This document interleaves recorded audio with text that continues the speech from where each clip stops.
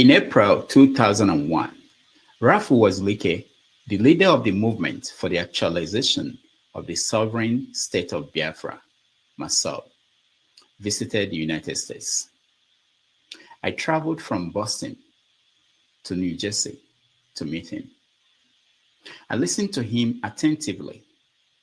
I still remember him bragging about how he will return to Nigeria and stop the flow of crude oil from the south to the north. I regret I did not get a chance to interview him. On July 9, 2001, Chukwuemeka Odumegwu visited Boston as part of a worldwide tour to find the person he will hand over the baton to.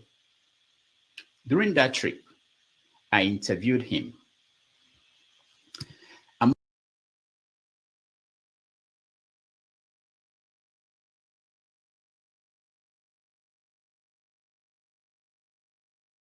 I asked him whether he considered establishing a government in exile when the Biafran War ended.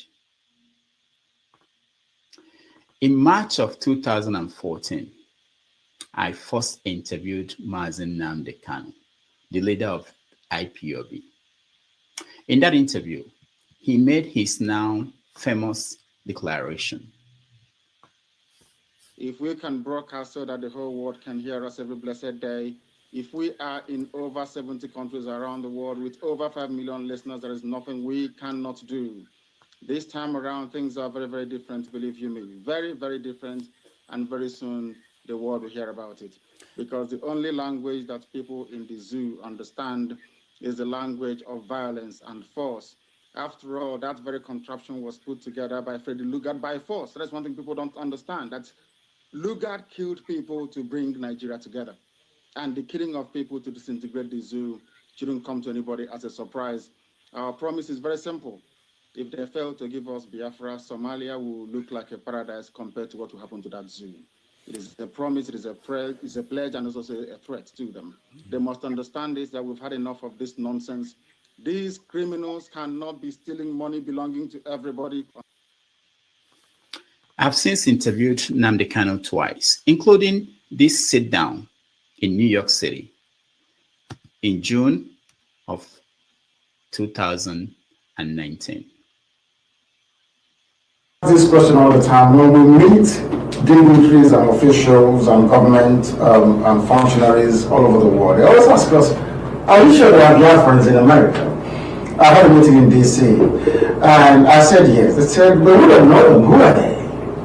So it is very, very important that the people you claim you are fighting for actually come out to say that you are fighting for them. I cannot go to see the US government without being introduced by our people. So for me to make my contact official or what we are doing official with the US government, we need our people to come out in solidarity on the 3rd of July of next year to say that yes, we have given IPOB with the mandate to speak on our behalf. So that is what that very much represents, in essence. And since Nnamdi Kanu's kidnapping in Kenya and rendition to Nigeria on June 27, 2021, our next guest has assumed the leadership of the Biafra movement from Helsinki, Finland.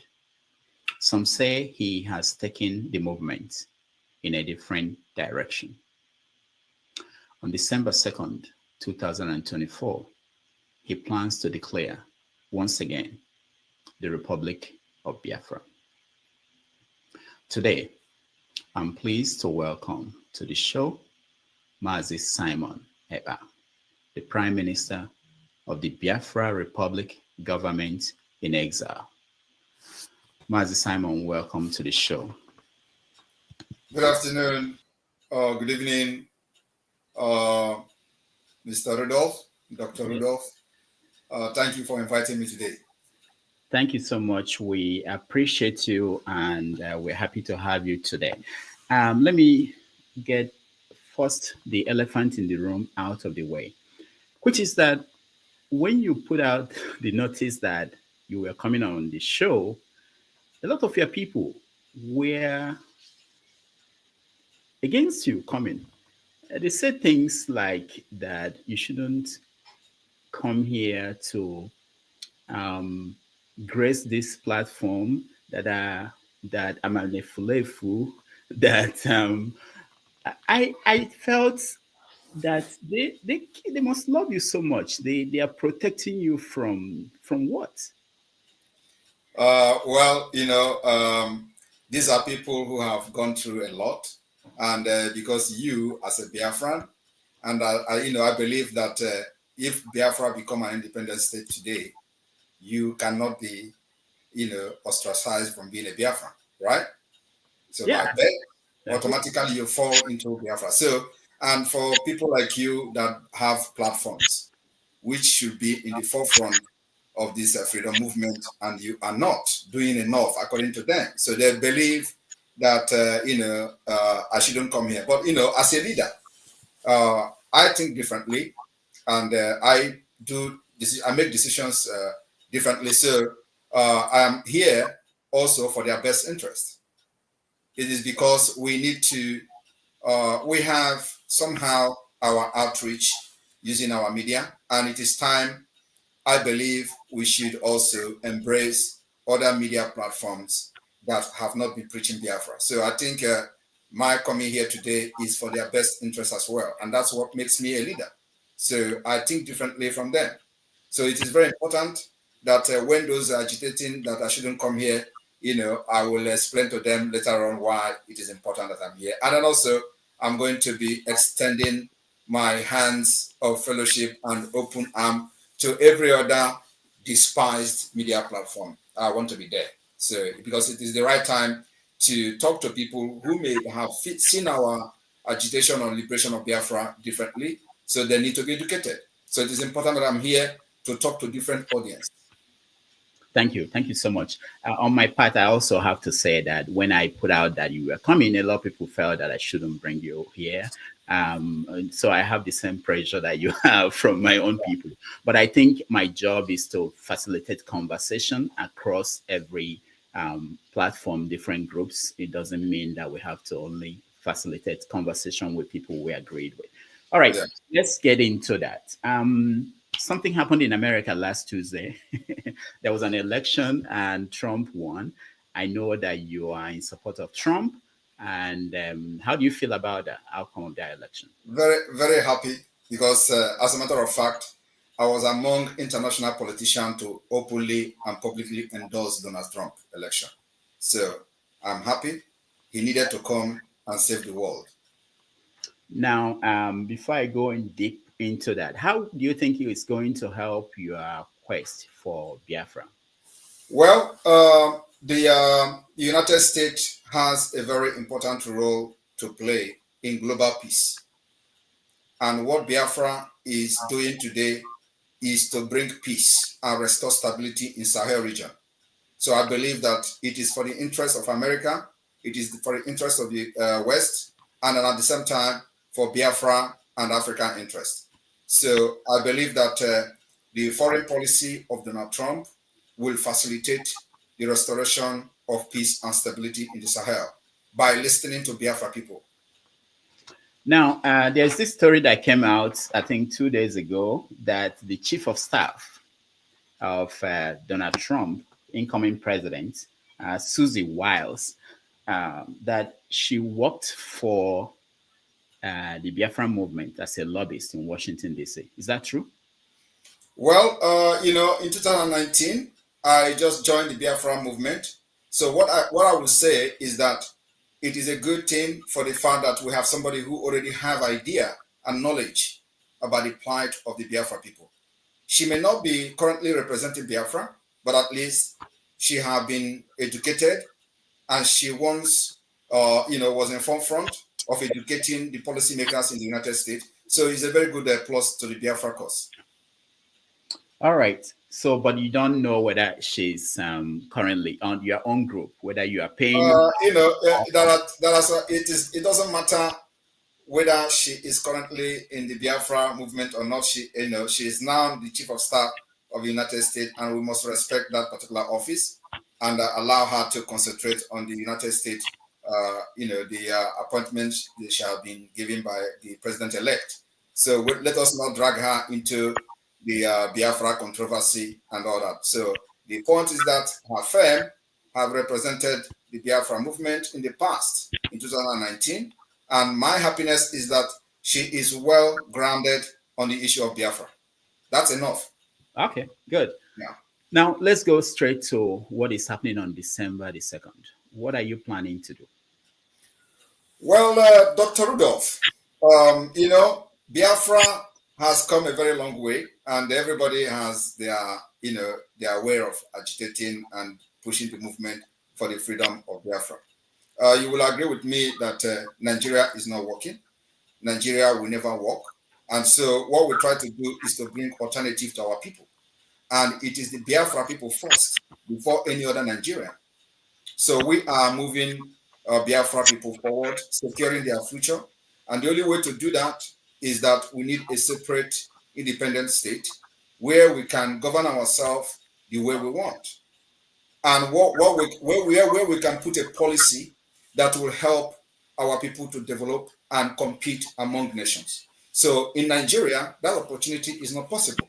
In Nigeria, the innovativeness of the Biafra people and their career are getting killed by the Nigeria system. So we need a better system and a different system entirely that will allow our people to develop themselves and compete among nations. So what we're doing in Finland is a part of the generating a document, a legal document, which is going to be a base for the pursuit for the recognition of independent state of Biafra to be recognized as a sovereign state. So that's what we plan to do. And you know that we have been conducting self-referendum, which is still ongoing. It's going to end on the 28th of November. And this self-referendum, as of today, has recorded over 50 million votes. It is both online voting and physical voting. So, so far, from the record we have from the official that are responsible, we have, recorded over 50 million votes. So this vote now will be one of the legal ground to give the Biafra government in exile and the de facto government a mandate to restore the lost sovereign state of Biafra. Just like every other nation have done it in the past. For example, Lithuania and co have one time lost their sovereignty. So Biafra also lost their sovereignty to Nigeria state by force, by the barrels of the gun. So today we are here to restore it.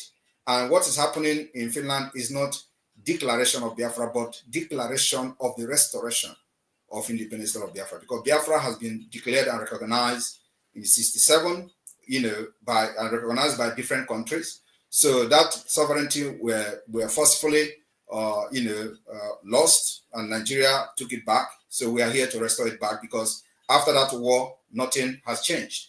Actually, the reason for the war has escalated, and the issue and the cases are completely different today. Worse than what it were before the war. Okay. Referendum. You said the results are showing. What are the results? What are they showing? How many? Like I said, it is not yet conclusive. They've not opened the envelope. but we know from the record that it is over 50 million. People in Nigeria, how did they vote? We have been posting the videos of the voting. One thing that people don't know is that, first of all, I would like to educate those who may have not paid attention because of propaganda of the Nigerian media and those pushing it.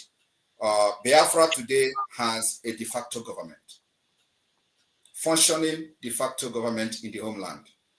And in this de facto government, we have 40 United States of Biafra. In this 40 United States of Biafra, each state has 15 counties. In each county, you have 5 districts. In each state, we have 75 districts. And in this district, we have head of district. In these counties, we have head of county. And then we have, in this state, we have the administrator, which is equivalent to governor. So this is what a lot of people don't actually know. So when they see the result of our activities in Biafra land, they are surprised and shocked how Simon Ekpa is doing this from Finland, because we control the Biafra land from grassroots.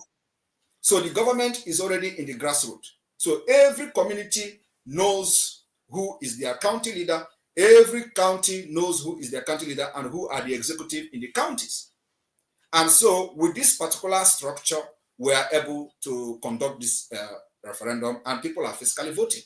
And of course, it may also shock you that the reason we have succeeded so far in the civil disobedience is also because of the structure, the strong grassroots structure that we have, which Nigeria, know, but of course they don't want to tell the other citizens who are available to understand why every effort to stop the sit at home has failed. They tell you it is because people are getting killed and stuff like that. It's a lie. It's because we have a very structure, from the grassroots. All right, we are going to get into the sit at home and everything else, but explain this for me. Let me understand. So the administrators in 40 states in Biafra land today. Yes, there are 40 administrators. There are in each state. There are 15 county head. In each county, there are 5 district head, and there are other, the chain of leadership and all that from the state down to the district level. Do these people interact with people? Do they know them? Of course. They are completely in charge of Biafra land. That's what is going on. So if I call a Ebonyi State now, I can get the names of people. You may not get the name of anybody in Ebonyi State unless you are into the struggle. Okay. So what about people who are not into the struggle? How did they vote? Well, those who are not into the struggle are not necessarily going to vote. These are the people, the few percentage of the people making noise on social media. But those who are in the struggle are voting massively. If you look at the videos who are posted on social media, you will see crowd that will shock you. Yeah, even more organized and better organized than Nigeria election. You can agree with me if you have come across the videos. Yeah, but for you to now say that the Biafrans all voted and this is the percentage that supported it, wouldn't it be good that everybody had a chance? Well, that is the point. We gave everybody the opportunity to vote, but at the same time, because this is a struggle and we are in a very fragile state, so we make it possible for people to vote online, right? And then in a struggle like this, you have to also be very security conscious, considering the fact that Nigeria is a terrorist state that kills people who agitate and do protest. So we don't want to endanger the life of our people, by trying to prove that everybody have to participate. Everybody must not participate. Even in the Nigeria general election, not everybody voted, and somebody is still a president. So we don't need to prove, everybody that Biafra have participated. Those who believe in Biafra should participate, and they participated, and they are still participating because the vote is still ongoing to the 28th of November. What about people abroad? You mean in New York here, there are people? Yes. Everybody is voting online. Those of Biafrans abroad are voting online. And we created a voting system using the Google platform.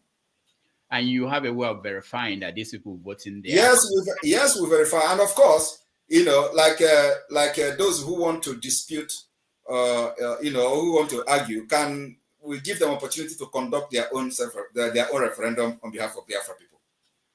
All right, this is interesting. Now let's also look at another thing. You have a new constitution that just came up.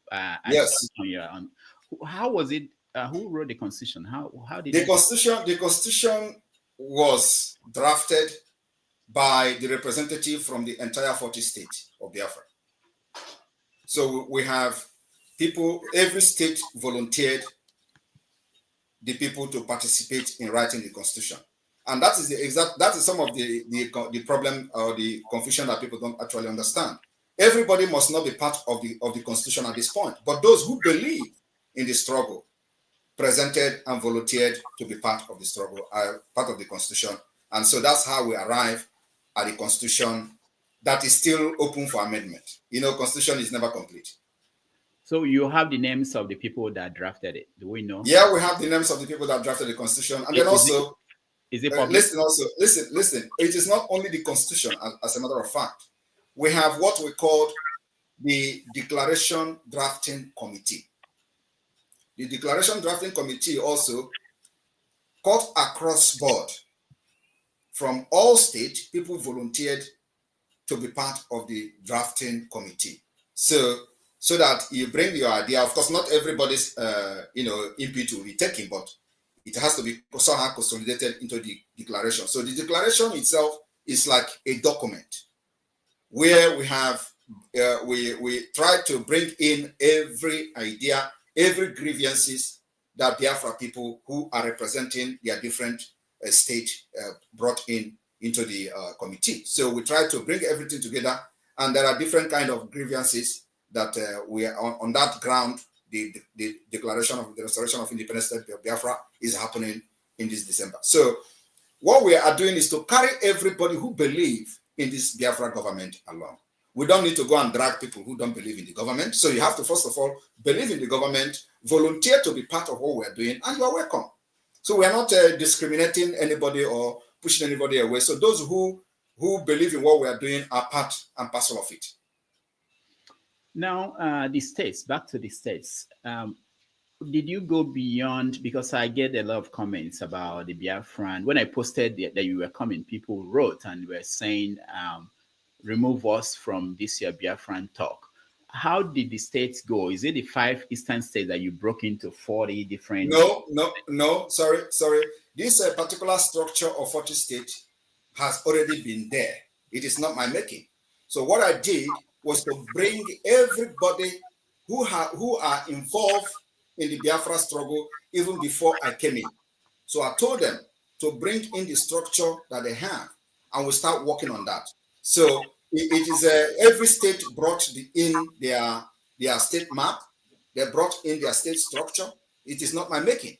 So what I did was to harness the already made structure from the 1967 down to Owazurike Mosob, down to IPOB, and to what we're doing. And so we consolidated everything and make it to be more,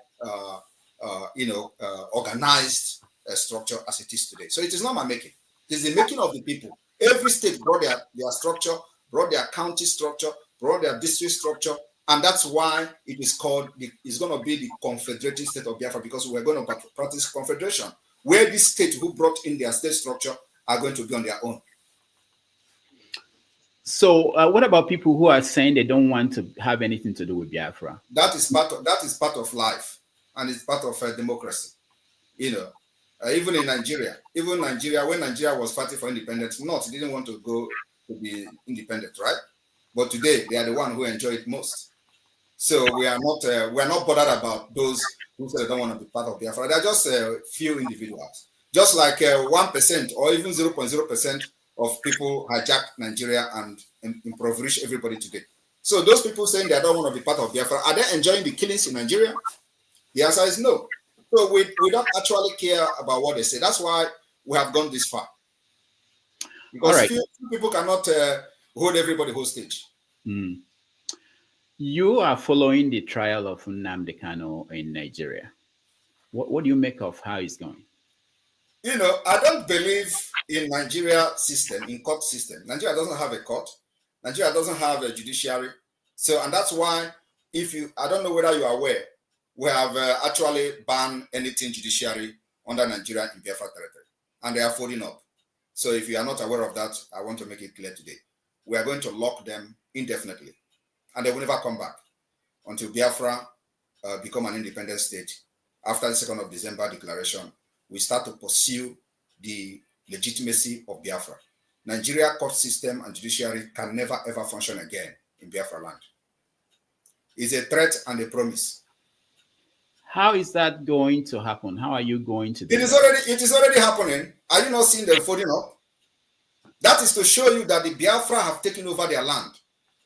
Our plan is to delegitimize Nigeria from the Biafra territory, little by little, step by step, stage by stage, and that is happening. So the judiciary is the next, because judiciary in Nigeria has contributed to the entire anarchy you see today. The insecurity you see today is the judiciary.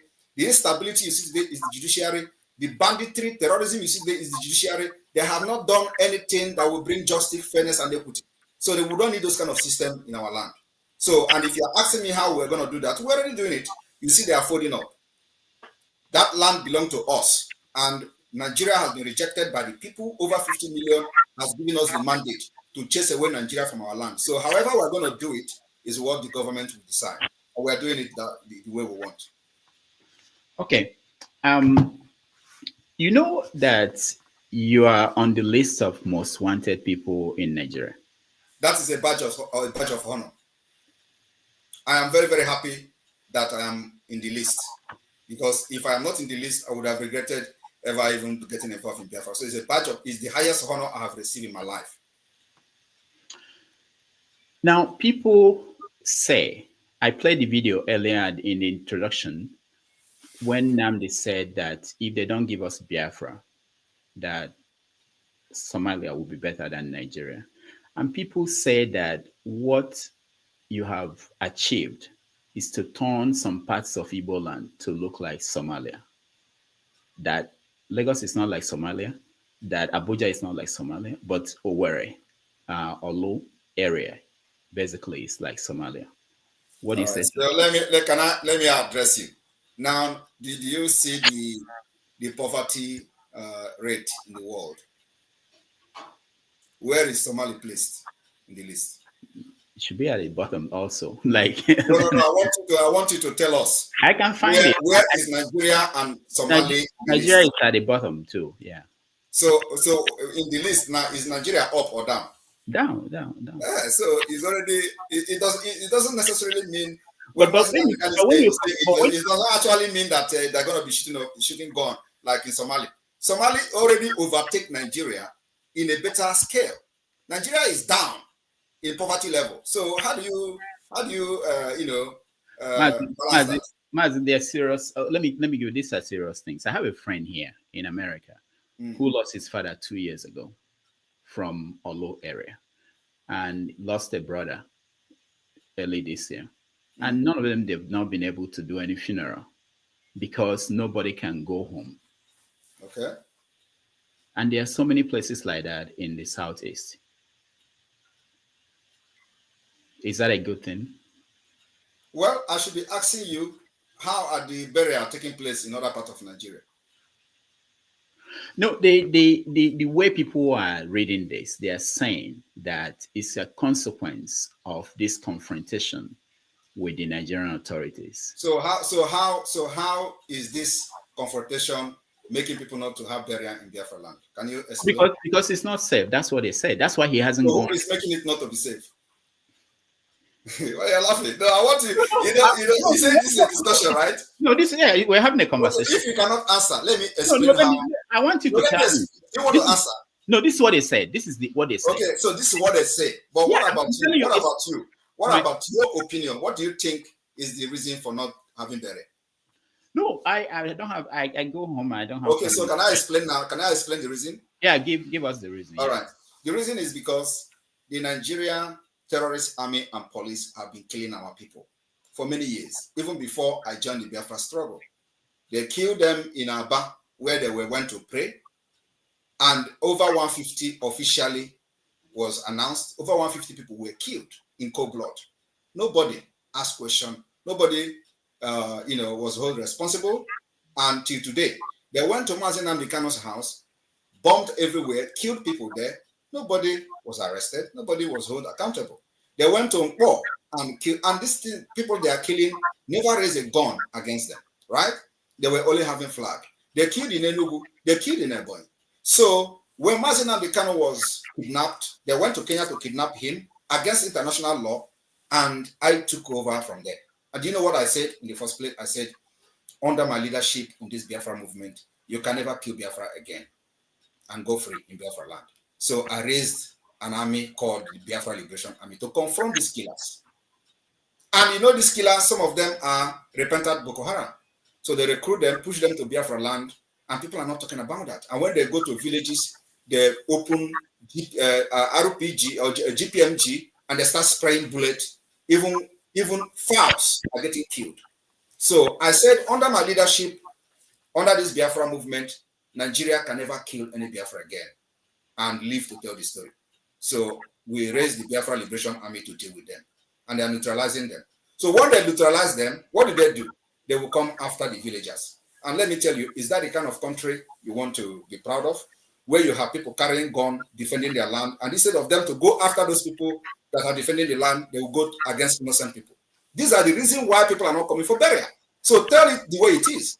So, and it is not my fault. It is not my fault. It is not the fault of Biafra. It is the fault of the Nigerian terrorist army who cannot confront the Biafra Liberation Army, but confront innocent people. And why they are doing it is so that we will lay down our guns. And that's not going to happen. Yeah, that's what I wanted to ask you, that knowing that this is how they operate, if we believe the story you just told, this is how they operate. The question is the best thing to continue to have them kill villagers if we believe this story? We are neutral. Believe me, there is no any other better way. This is the best way. If you have any other better way, tell me. The better way is what we are doing now is the better way. When they come to kill our people, we kill them first. And if they come, we will resist them as much as we can. And let me tell you, it will continue like that until none of them will be in Biafra land. It is called Atricion. War of Atricion.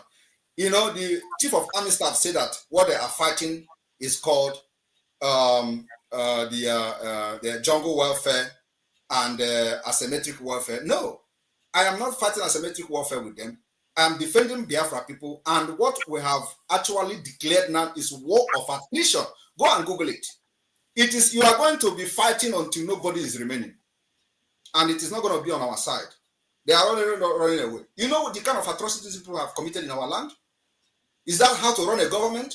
A government that will come and you don't go after people carrying arms, which you invited with your actions and atrocities. You go after on armed innocent women and children. Is that the kind of government you want to support? So we know what we are doing now is what we are going to do. And like I said, they should go and Google war of attrition. We will fight this war with them until we know who is going to give up. When I interviewed Nnamdi Kanu in 2019, I asked him, how many people have you lost? The question was how many? He said thousands. Let me ask you the same question. Since this started, how many soldiers, let me use the word, the Biafran, your own soldiers, have you lost? If we lost people, you see them on social media. Now they are posting some of the people they are claiming to be. We don't lost soldiers. I have to be very sincere with you. We don't lost soldiers. They know it. Let me tell you, we are fighting a very different war with Nigeria terrorist state. And they are confessing. Have you ever, in the history of Nigeria, have you ever, even during the war, it was only during the war, actually, that the issue of Biafra was discussed at the National Assembly, and the entire security chief are crying. We are training, I have a military experience. We are training the Biafra fighters, and they are engaging Nigeria in a very systematic war that they have never fought before. And you see, I didn't say it. You can hear it from the horse's mouth. Musa have cried several times. And let me tell you, if they think that in self-defense is a crime, they should go and read international law. Because the point is that nomadic system have taken over and nobody is thinking correctly in Nigeria anymore.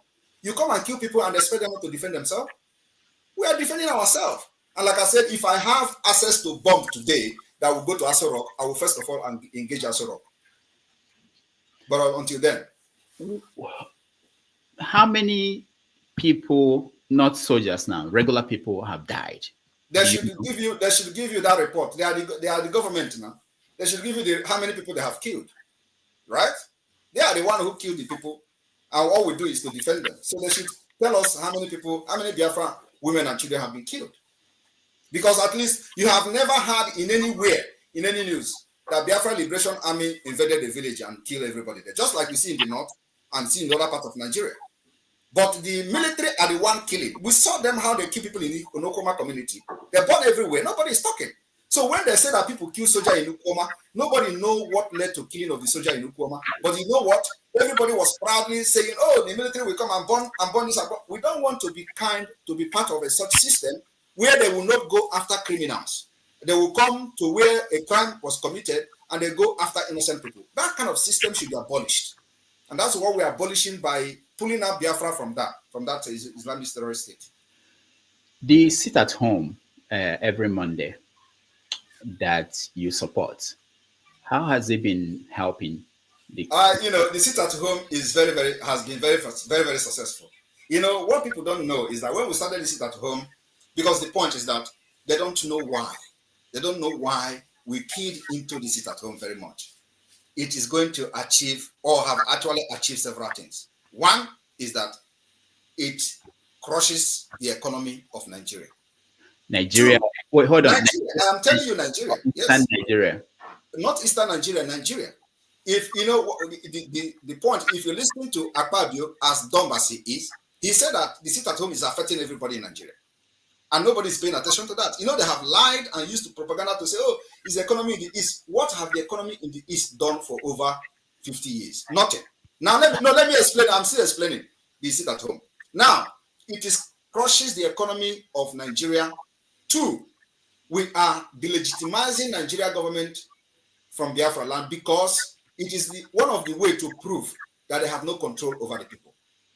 Three, they have also that sit at home that demonstrated that they have lost legitimacy over the Biafra people. You don't know what is happening. So you are very close to Sowore. You should ask Sowore, why did he say that the Southeast has, systematically left Nigeria? It is because of the sit at home, because they have lost control over the people and they're listening to only Biafra government. It's a pathway to our freedom.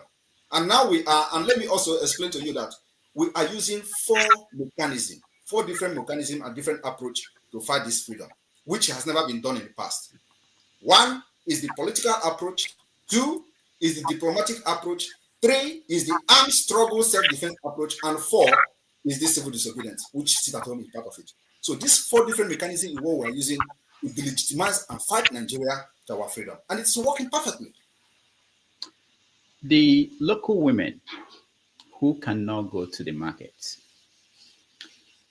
the students who cannot go to school, the workers who cannot go to their offices, the businesses that are leaving the East to move to other places, who is paying the price for that?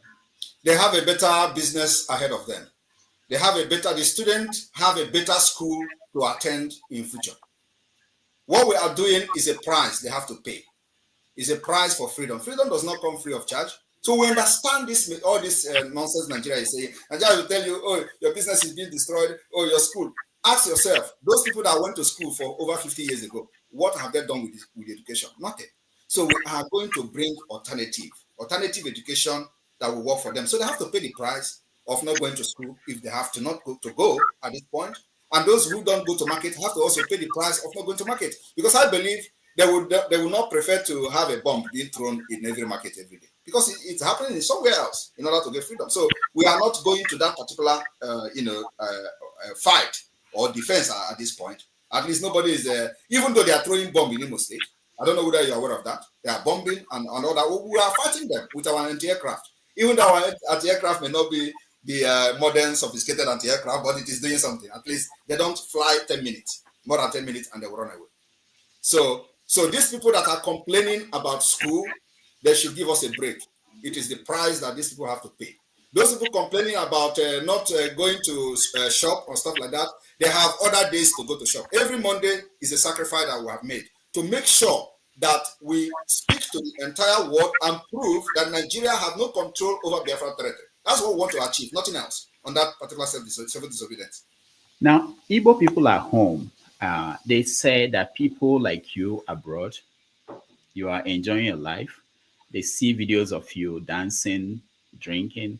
They say, why is it that they are the ones paying the price? People in Lagos, people in Abuja, Igbo people, they are not. There should be more worried that I left those particular enjoyment that I'm doing, including going to club that I used to go, including all the enjoyment I used to travel everywhere. I'm not doing that anymore for them. So they should be more concerned that why should I live all this life I was living? Why should I not just enjoy myself? Because I have conscience.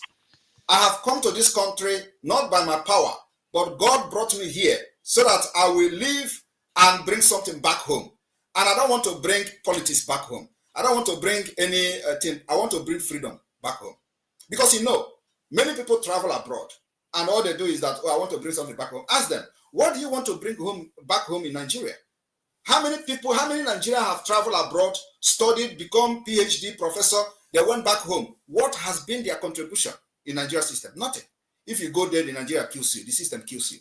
You can never, even if you are a saint, once you go to Nigeria, you get corrupt. So I did not come here to learn politics, to learn something to bring back to Nigeria so that Nigeria will corrupt me. I decided to bring freedom to my people because that's what they need most. When you see Nnamdi Kanu appear in court and say that he would like the sit at home to end, do you ignore that, or do you? I ignore that. Why? Because he's not a free man. So what would it make you believe what he's saying? He just played his voice when he was a free man talking with you. So what you heard in the court, does it sound the same? I will listen to him when he becomes a free man. And not only a free man, no, he has to come to Finland and sit one-on-one with me before I can listen to him. That is my condition. Because the reason why he is being incarcerated today is because of what I'm doing, it's because of the Biafra. So he cannot be captured because I know the reason they captured him is to end Biafra, and then you expect me to dance to their tone. It's not possible. Even if I bring him out today and he stay in Nigeria there and say, Simon Ekpa, stop, I'm not going to stop. So are you planning to go back to Nigeria? People say that... I don't go to Nigeria, I go to Biafra. Yeah, but are you planning to go to Biafra? Of course, I will go to Biafra. I will go to Biafra. Why am I fighting? I will go to Biafra to be part of building a system that will work for everybody. When? When Biafra is recognized. By international community, by UN and all other. Now, if an American official who is sympathetic to your cause, the Biafran issue, hear you speak, do you think that they will be inclined to openly come out and say we support people? They don't need to openly come out. They should. Most of them have had meeting one-on-one with them, and the way I talk with them is differently from the way I talk here. So they listen to me and they buy the idea. How do you talk with them? I talk with them presidentially. Because of course, when I'm here, that I'm talking with my people. When I talk with them, I talk differently. So and when I talk with them, I present Biafra as a solution, which is the way it is. I present Biafra as a solution to restore peace and stability. That is the only way to restore peace, because what you see today, the Islamic movement happening today from the Sahel down to the entire Nigeria region, interest is tied to Biafra territory. Now, not beyond the way you talk to them, what about what you do? Like things you celebrate on your social media? It's my personal life, because I'm. No, I don't mean dancing. I mean, okay. Like when there are military officers killed. Are you not seeing military officers killed in Ukraine being posted by Israel, or the terrorists killed in Gaza being posted by Israel defense? So you think it's okay? It's okay. That is the only way to show the enemy that you are dealing with them. All right. At this point, let's take a break. We'll come back. When we come back, I'll play some videos, get you a reaction to the videos, and then we are going to invite people who are watching to join us in this conversation with the Prime Minister of Biafra Republic in Exile. We'll be right back. Yeah. Okay.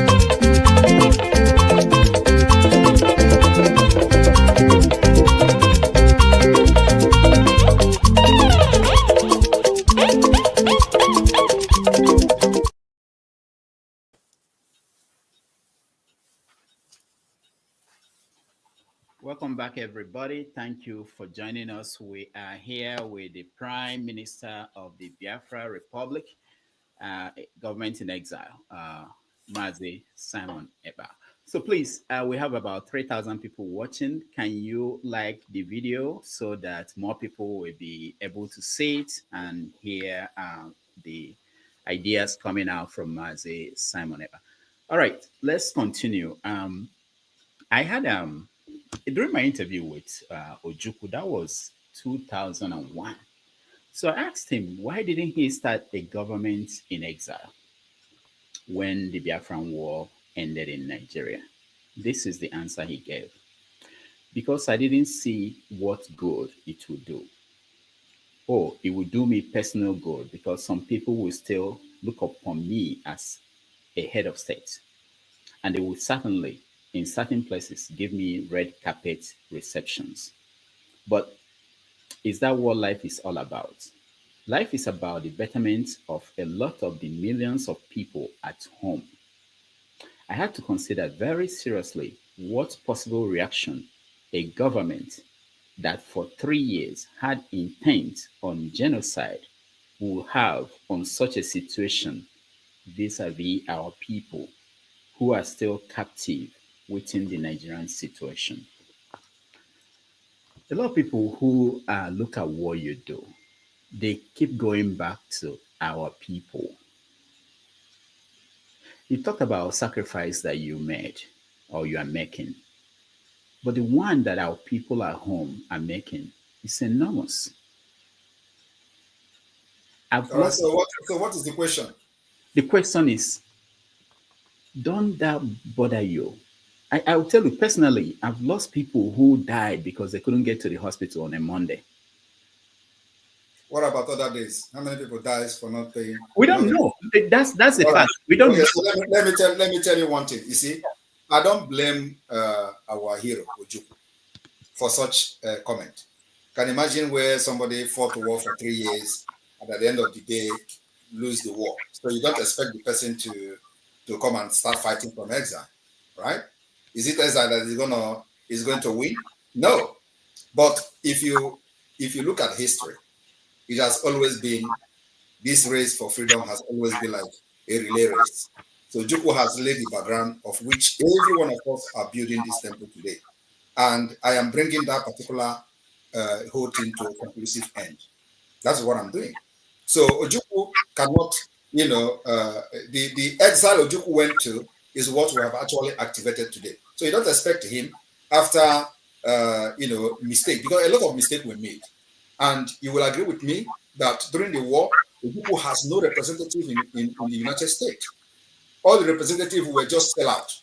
So Ojukwu don't actually know what was going on. He had nobody to educate the United States Congress or the United States government. They have nobody to put and educate them on the reason why Biafra should go. So people don't have that representative.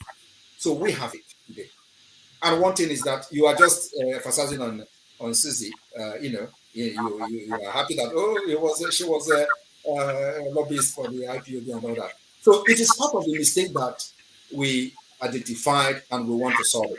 Now, during the war, at a point, the United States was shifting ground to the Biafra side. And the Biafra leaders don't have knowledge about it. So if it's somebody that they have knowledge, that they have people representing them, they have good lobby. I don't even know whether they have lobby at all, they don't have. So you're assuming that they have lobby firms representing them in the United States, educating the policy makers, the Department of State, the US Congress and all that. I don't think Biafra, although that's how God wanted, I would not want to change the wish and the will of God. So God wants it to happen that way. And today we are, using that particular foundation that was laid, that mistake that was made. And today everybody have seen that actually Ojukwu saw tomorrow. Because the thing he saw that Gowon didn't see have consumed his people today. Gowon today, after fighting Ojukwu and Biafra people, cannot even stay in Nigeria. He ran away to the United Kingdom.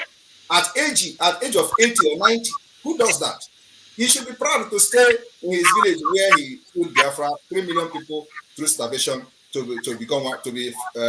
Nigeria to become one. But why is he running away? Because the country failed. That thing Ojukwu saw, because it was Biafra people that were paying the price in the northern Nigeria. Every given confrontation, Biafra people get killed. So today it is no longer Biafra people. Gowon people are getting killed. And today, many of them are living in IDP camps. So Gowon could not stay these people. He ran away. So if he actually saw what Ojukwu saw today, I don't think he would lead Nigeria to war against Biafra. So what I'm trying to say is that Ojukwu did the right thing as somebody who fought for 3 years and lost the war. And we have learned from Ojukwu mistake. We have also learned from Wazirike mistake.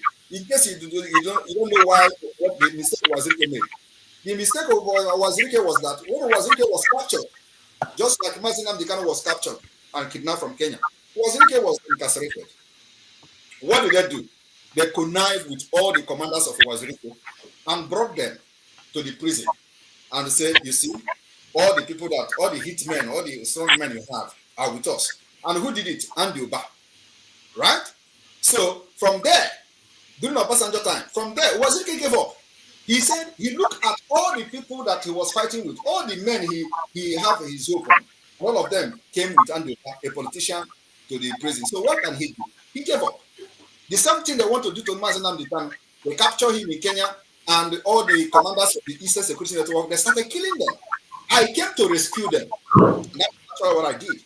So I saw those mistakes, and I built the tent and built the fence to make sure that it never repeats itself again. And so what did I do? I began to organize, bring in more organized and more structured movement. And then I also approached the former government in exile, which actually Ralph Wazirike was part of. They failed me. And I know they will be listening. They failed me. That was actually what led to the formation of the present government of Biafra in exile. So all these things, I try to bring everybody together. I try to let those people who have been there before to come and bring what they have on the table so we can use it. Because I just joined Biafra in 2019. So, and what I did is, this Biafra have lingered for ages and we have history. So we do not need to fight this thing with guns and bullets alone. So there is a need for a well-structured and organized system to get this Biafra done. And I said, I will not fight this more than 5 years. So I gave myself 5 years to fight for Biafra and actualize Biafra. And this is where we are. This is the 5th year.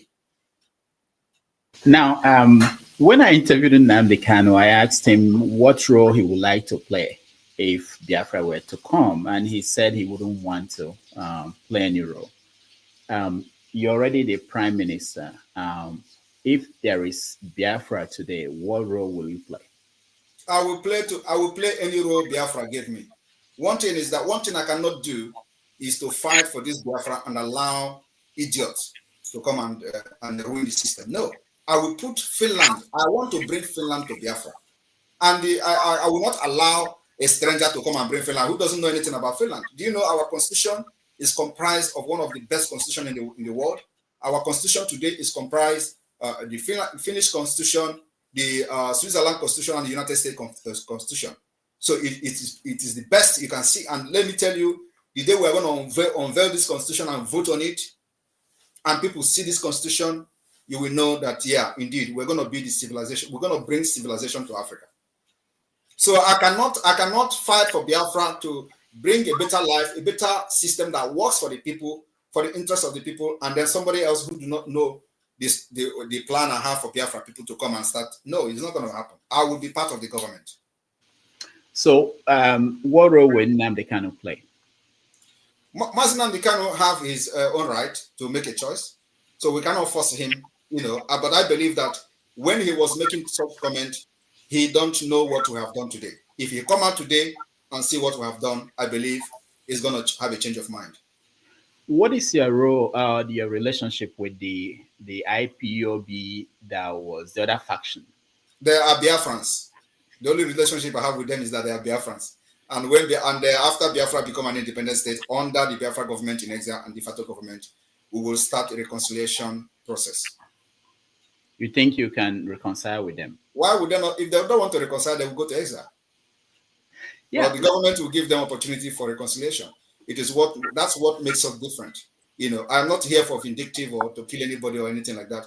I want the best interest of the Biafra people. So those who believe in freedom, actually believe in freedom, there will be open door for reconciliation. One more question before I bring in the audience, and that's a question about people in what we know today as Niger Delta, who are saying that they don't want to be part of this. How will you force them to be part of what they should first of all go and outnumber part of the 50 million people that voted for Biafra. So are you going to let me tell you, once they outnumber those numbers, we don't have any problem with that. Actually, it is even in the constitution we have today. So a confederating state means that they need to be educated for those who are shouting that too, because they don't know what is confederation. So they can still have whatever they want to have, do whatever they want to do in their state and all that, because they are completely free from everything we are doing. So if they feel that they can have a defense system that works for them, good for them. We can't do what Nigeria did to us to them. And let me tell you also that the issue of Niger Delta, this Niger Delta, that is something that the Constitution of Biafra have actually addressed. So, and there's not going to be a better system than what we have today, this confederating state of Biafra, where they will have their choice and their right to do whatever they want to do, have their own constitution, have their own parliament, each state on their own. That is the best. And then our defense is the same, because we're going to have enemies that will surround us. And these enemies that will surround us is not just against us alone. They are against America, they are against the West. So America needs us, the West needs us in order to protect their interest, because once we protect the interests of America, we protect our interests. Once the trade, the shipment and all that begin to move, our own interest is also protected. So when people talk about American interest, it is as if it is only America we are fighting for. No. When American interest in the region is protected, our interest is protected as well. When there is no piracy in the sea, after Biafra have become an independent state, we combat piracy, like the way they are spending billions today, they can't move freely in the sea and all that. That will end automatically. And our army will be army that is not going to have any Islamic affiliate, any terrorist affiliate, just like you have today, people that are affiliated to Boko Haram terrorist group. We're not going to have that in Biafra land, right?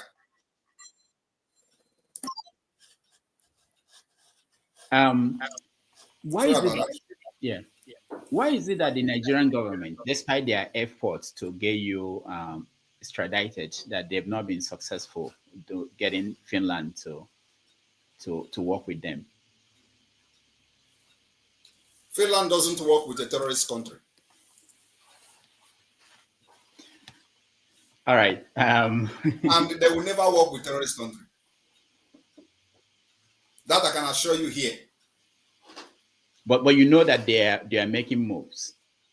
Which move? The Nigerian government. They can make moves for all I care. I am here standing very strong because I know I'm not doing anything wrong.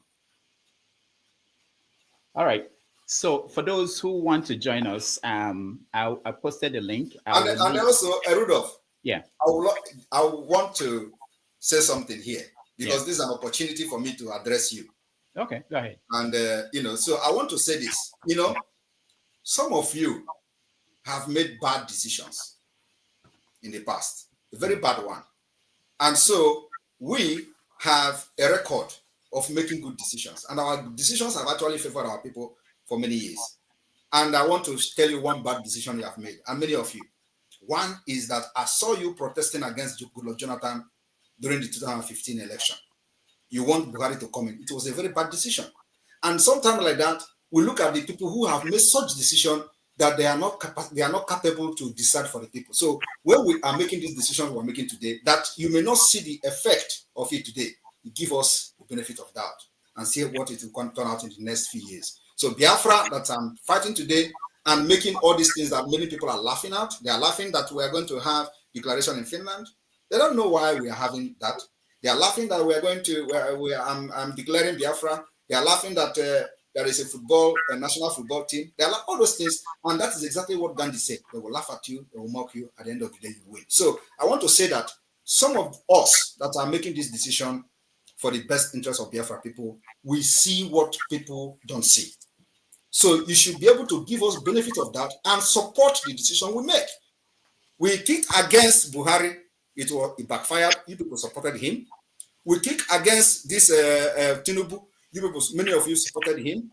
And so it is very, very hard for people like us to come and listen to advisors that have made bad decisions in the past. It is very difficult for me, and I believe many people. So I just want to tell you this today because I may not have the opportunity to tell you again. Thank you. I appreciate that.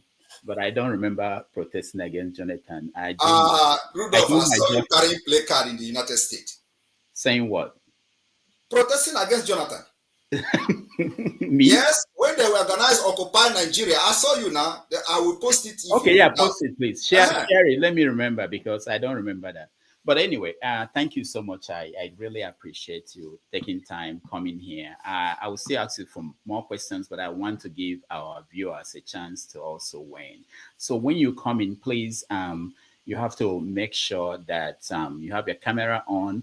I just want you to ask one question only. You have to be respectful because you are talking to the Prime Minister of Biafra Republic in a government in exile. So it's very important. And if you don't do that, we take you out. And there won't be any arguments. Just ask your question, listen to the answer, and then we find the best question you have. There are a lot of people who are trying to get in. And so when I bring you in, just be able to come up with one question. All right. Righteous Man here first. Yeah, good evening, Prime Minister Simon Ekpa. I've been watching and following you for 2 years now. My question is this. How do you consider your safety as a priority? And should anything happen to you, who takes over from you? Allow Biafrans and myself to worry about my safety. I don't have any problem with my safety. Thank you, Righteous Man. Let's go to Ernest. Ernest, you're next. Ernest, unmute yourself.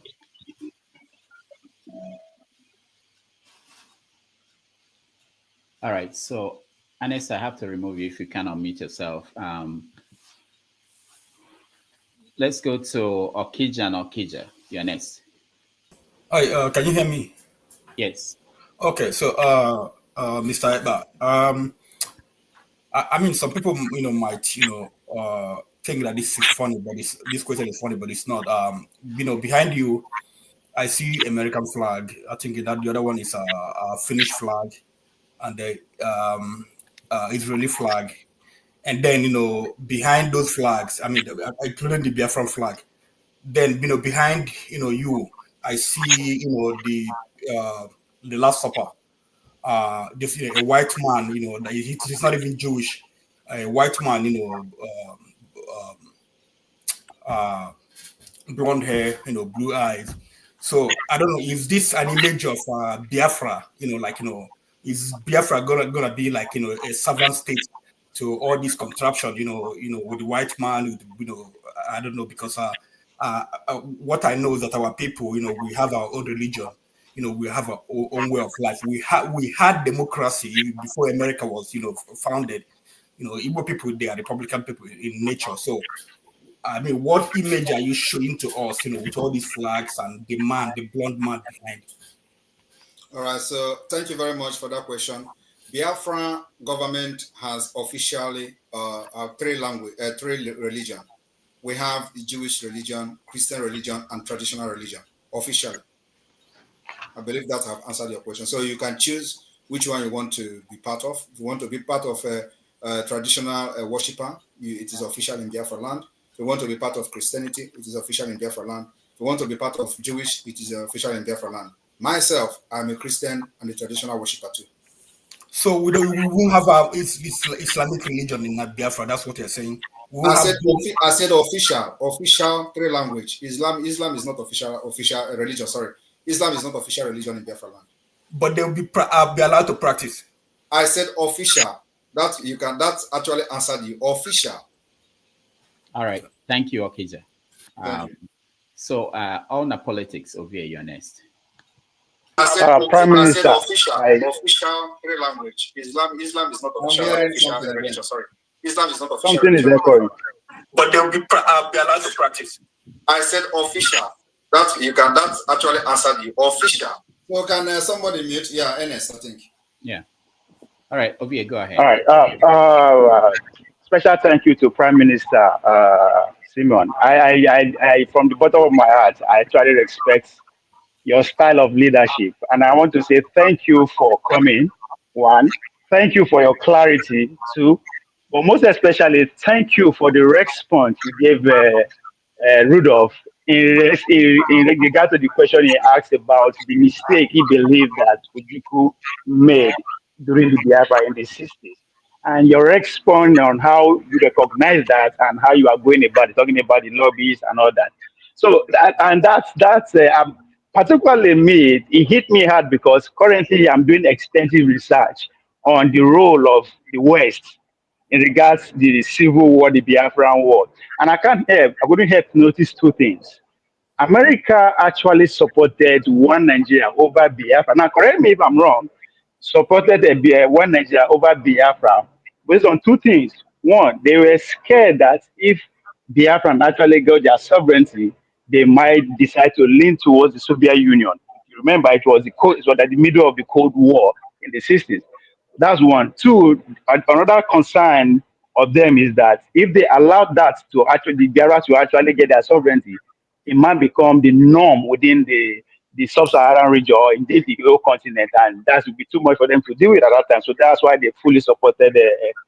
But event that is happening today is as the same as what happened in the 60s, but in this time take a different phase, which is China in disguise of BRICS.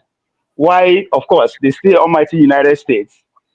And I noticed that I don't know if I can be heard. I noticed that you are happy that Donald Trump won. So I'm curious, in order to avoid the mistake that the Donald believed that Ojukwu made in the 60s, is that why you are in total recognition of Donald Trump coming and the supremacy of America? Or what do you believe that Tinubu-led administration, which has more to bargain with? I don't know if my Yeah. I don't know. Rudolph, can I answer him? Yeah, go ahead. First of all, I would like to say that Ove, is a very good friend of mine before. So, and he knows me very well before, not now. So I thank him for the acknowledgement. But if anybody knows me, Agbaje knows me very well. I don't know whether he has told you that. Yes. All right.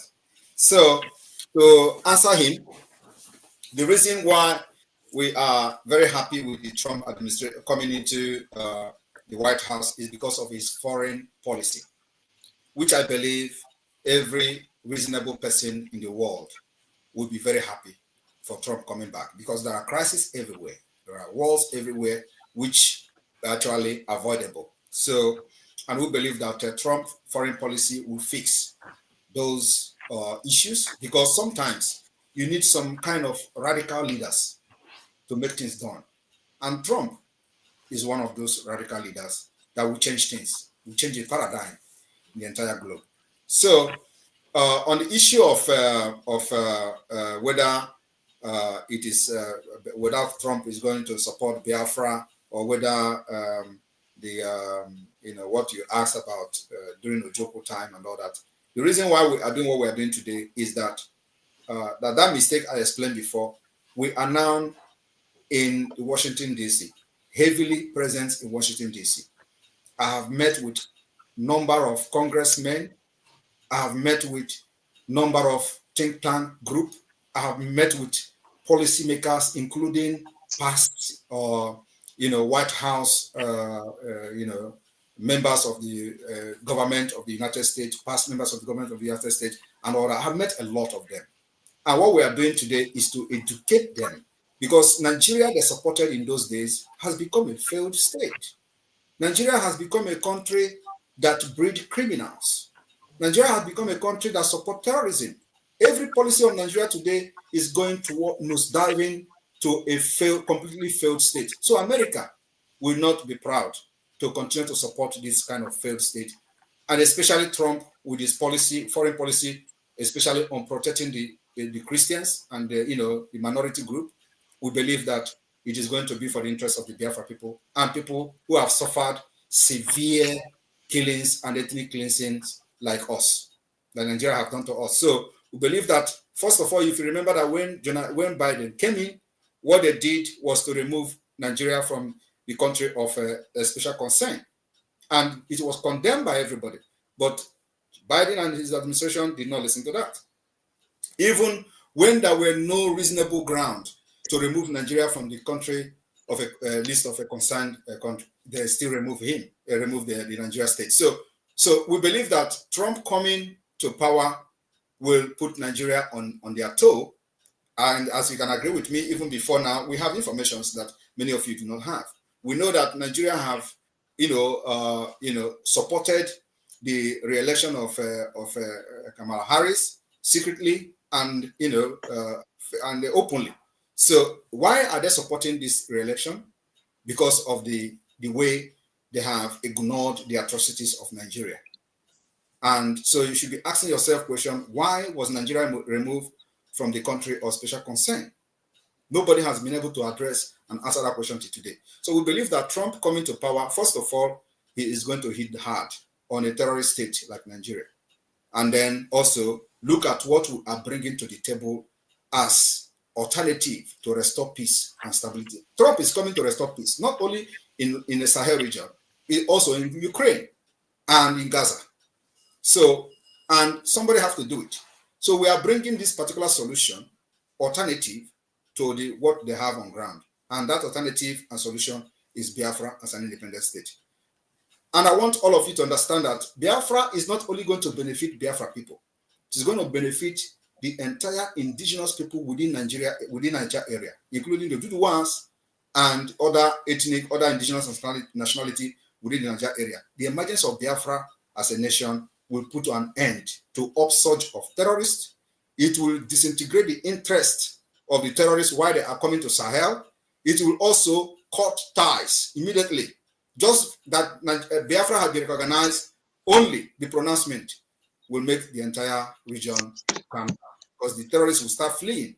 Why would they be fleeing? They will be fleeing because their only interest is to capture Biafra territory, which is the majority Christian-dominated area today in the entire Sahel region. I don't know whether you're aware of that. So the interest is in Biafra land, not actually in northern Nigeria. So, but they want to, first of all, cut our wings by cutting the neighbors, and then after that, they will come to us. And that's why we started resisting them ahead of time. Thank you. All right, thank you so much. Let's go to Ikolola.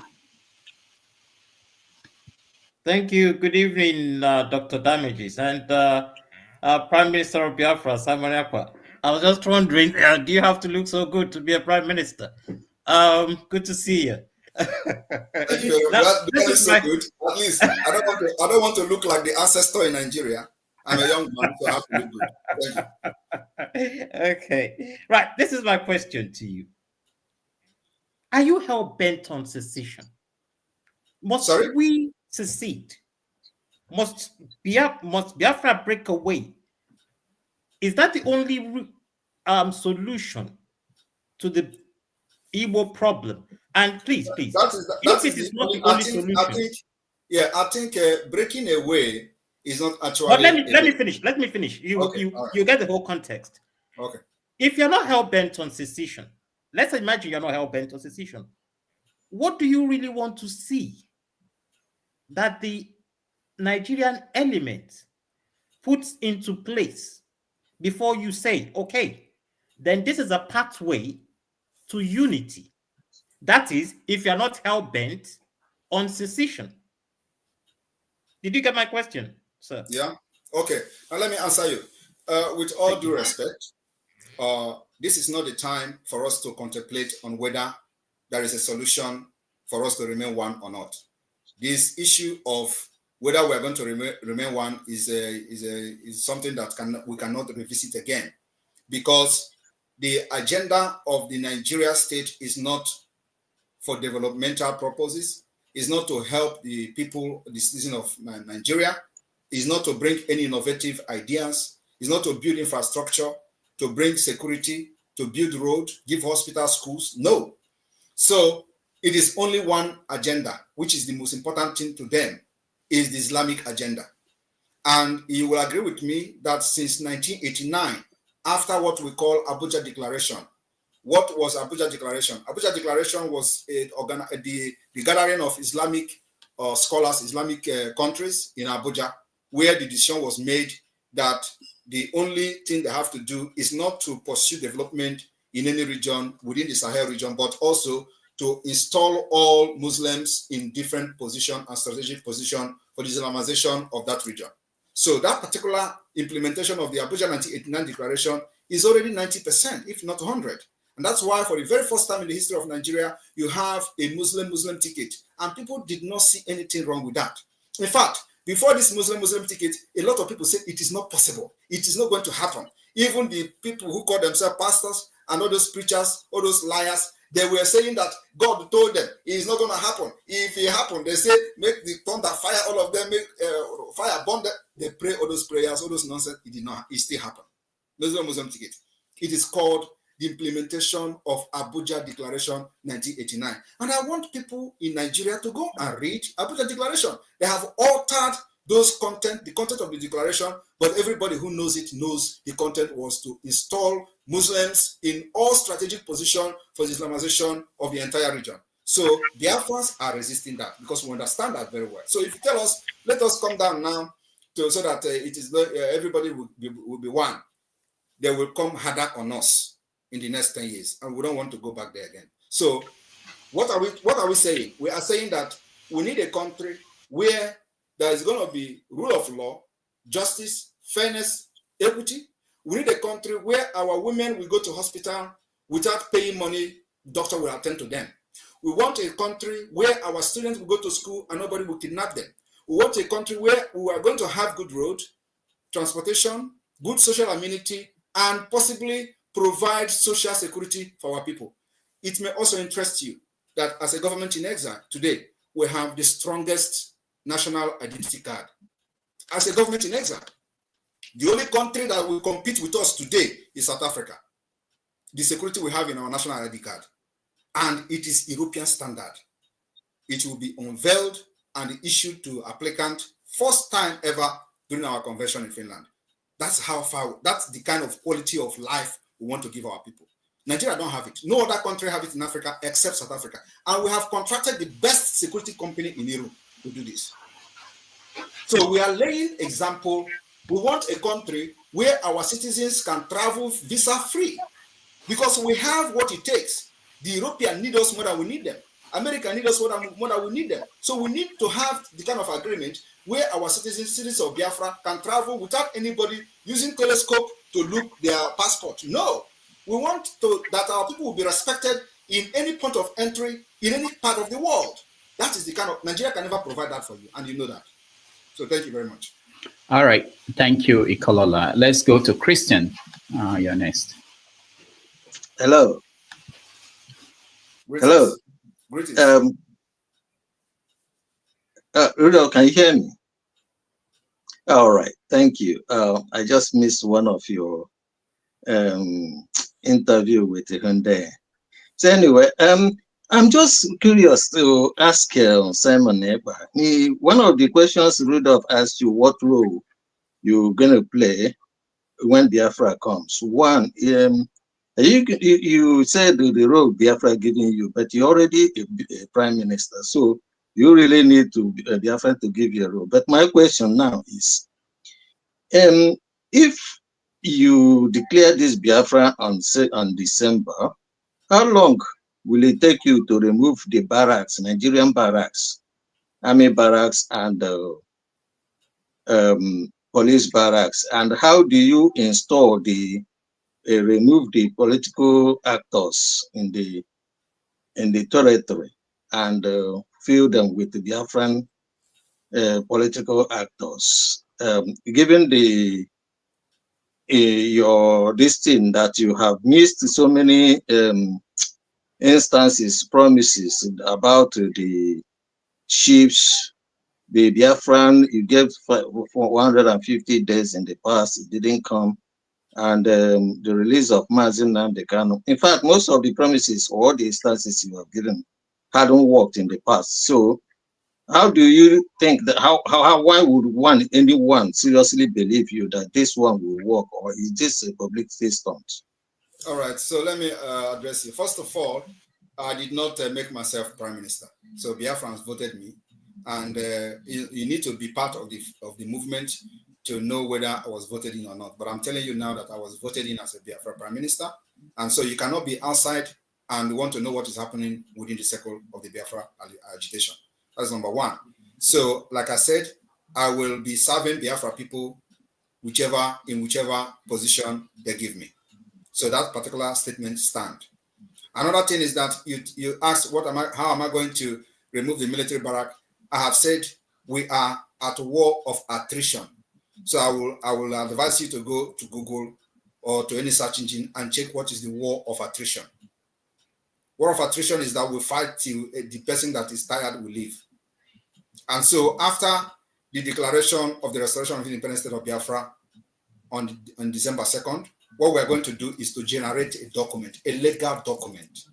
This legal document will comprise of the Biafra Constitution. It will comprise of the announcement of the Biafra self-referendum. It will comprise of the assenting into international human rights laws, international human rights treaties, international human rights convention in accordance with the UN treaties. We are going to assent to these laws, to respect them, the laws that Nigeria have violated with impunity. So this assenting to these treaties will give us that particular part of the legal background and legal backing to continue to pursue a diplomatic and political, using the diplomatic and political approach for the recognition of Biafra as an independent state, providing an alternative to Nigeria. So this is what we are doing. And this takes time. It is not a rocket science. So you need to have patience with us. That as we are engaging Nigeria, delegitimizing them, they're going to get tired. At the end of the day, I'm only pitying those who is going to die, especially from the Nigeria side, in the name of defending Nigeria. Because at the end of the day, they're going to invite us to talk on the table, to discuss the partition of Biafra and Nigeria. It is going to happen. So those who die for no reason are the one I'm going to pity. Because Biafra will come one day and sit on the table. Everything you see happening today will end in a table. So what you have to ask yourself is that, is Nigeria a better option for you? That's the question. Do you enjoy Nigeria? Do you want this particular Islamic state that is happening today, where I'm recruiting not that I'm a proponent of Nigeria. The reason why I asked my question, not that I'm a proponent of Nigeria. Let me address one of the questions. You said about 150 days, that all the promises I made, none of them has happened. There is no promise I have made that did not happen. Every promise I have made is targeted at achieving something. One is that before I started the 150 days countdown, it was to make sure I destabilized the Nigeria electoral system. Because many of you were saying that Obi is going to win. And I was telling you people that Obi was not fighting to become a president of Nigeria. Obi was only installed by the British Empire in order to destabilize the Biafra agitation, just like they kidnapped Mazi Simon Ekpa. That was the work of Obi. Today, are you going to be saying you are proud of Obi? Obi that is congratulating Gowon? If you are proud of him, then it means something is wrong with you. So now I'm telling you that the 150 days was targeted at destabilizing the election, which we did. We succeeded. Over 50 to 25 million people that registered, 20 million did not vote for Biafra. And so it is for the interest of the Biafra people that we counted 150 days. And you know that then everywhere was like, but of course, many of you do not understand because you are not in the struggle. You think that after 150 days, I'm going to declare Biafra without a government structure? You think I'm going to declare Biafra without having our representative at the Washington, D.C.? Because the Biafra is not going to come from Nigeria. Biafra is coming from abroad. The people that will help us to restore our independence are not in Nigeria. They are not in Africa. They are here where I am. So why should I be coming there? And why should I, so what I'm trying to say is that we need to put these structures in place, which was not there. And now it is here. We have all government structures. We have also de facto government, functioning de facto government. We have the Biafra database security. We have every institution of government today. So when you are talking with people, you present them to know how serious you are. They will listen to you. And that's why the United States, that's why the Department of State are listening to us, because they have seen how serious we are. They have seen that we have become more organized than every other Biafra, not only Biafra, every other independent movement in the world. Nobody has done what we have done today. If you have any country that have done what we have done today, and they got independent at the end of the day, even though they got independent, tell me which country, from Bangladesh to Lithuania, to all those countries, tell me which country have actually laid the foundation the Biafra government have laid today. Nobody. We have done, better than any other country. And that's what it needs to be done, because Nigeria is a very complex state. And we know the Nigeria status in the global community. So you needed something sophisticated to be able to break through. And that's what we have done. That's why everybody is listening to us today. Thank you. All right. Thank you so much, Christian. Let me ask a question from the comment section. I do get questions from here. So this one says, do you as Prime Minister have a relationship with Nnamdi Kanu's family and lawyers? People should understand, and they should know how to differentiate the Biafra movement from Nnamdi Kanu's family. Mazi Nnamdi Kanu is an agitator like me, like every other person. He's a leader of indigenous people of Biafra. So the Biafra freedom is not tied to him, and it's not tied to his family. So did anybody know my family? Did anybody know Wazuke family? Did anybody know Ojukwu family? Ojukwu have family too. So Mazi Nnamdi Kanu should be respected as a leader of indigenous people of Biafra. Only him that I am, my alliance or allegiance goes to him alone. My loyalty goes to him, not to any other person. It's not a family business. Biafra is a nation that everybody can fight to become one of the leaders of Biafra until Biafra comes. So people should stop this whole Nnamdi Kanu family, this one and that. No. He is my leader. I am his disciple. And under this particular movement, I say that if Nigeria refuse to release him, they will pay dearly for the kidnap. And they are paying today. That is what leads to what is happening today. And we're not going back. Okay, one more question from the comments before we go to the people in here. This one says that the Tinubu government is known for sharing rice. Does this movement support the people in Biafra land with palliatives to ease the suffering? We support palliative, but it is not all about palliative. Palliative cannot solve any problem. But sometimes we do palliative to help the people, but it is not, we are not basing this agitation or liberation based on palliative, no. And Right. people have come to understand that they needed the freedom more than any palliative. You know what they used to tell you in Nigeria in the past is that, you know, you cannot stand against, the government designed this whole system so that people cannot rise up against it. When you rise up, they say, you don't have money, you don't have food to eat. We have been able to defeat that. Who can believe that Biafra will lock their shops? Nobody will believe. But today, they are doing it because they have come to understand the importance of freedom, that they need freedom more than anything. So it is not about palliative, but whether we do palliative, yes, we do. All right, Henry, you're next. Yeah, good evening, Mr. Rudolph, and good evening, Prime Minister Simon Ekpa. Yeah, let me go first on this. From the beginning, I supported Nnamdi Kanu, even though I'm not a Biafra. I support this movement because it was before it was talking about one Nigeria then. Before Nigeria turned against it, Nigeria was not favoring its people. Then it changed to be it changed to be to fight for Biafra. So it's unfortunate they went to kidnap him from Kenya. They bring him back to Nigeria. My problem is, do you believe some of those people in the Igbo not against Nnamdi Kanu still being in prison now? Because I see no reason why they keep him there, because there's no crime be committed. The government could not charge him to say this is your crime, prosecute him. They still put him there for how many years now? So what you don't think some of these Indian Igbo they are against him? You don't think this? And secondly, I will be not be happy when I see people, they force people, some videos I see to sit at home. Those people who are beating, or I don't know what, I will not use that word here. Those who are aggressive to these people don't close their shop in Biafra land. Is it proper like that? Is it by force to close your shop, or you have to be free? They should be free to choose what they want to do. Is it not wrong to force people to close their shop? That's my question. All right. So nobody is forcing anybody to close shop in Biafra land. Biafra are closing their shop willingly. And if you can also share the video of them responding to Soludo, not just the video of Nigeria agent trying to blackmail what we're doing. Share the video of the Biafra business people, traders responding to Soludo. That is the video you should be addressing. Because there are many videos where people are telling Soludo, come and drag us out of our house now. Why are you not addressing that?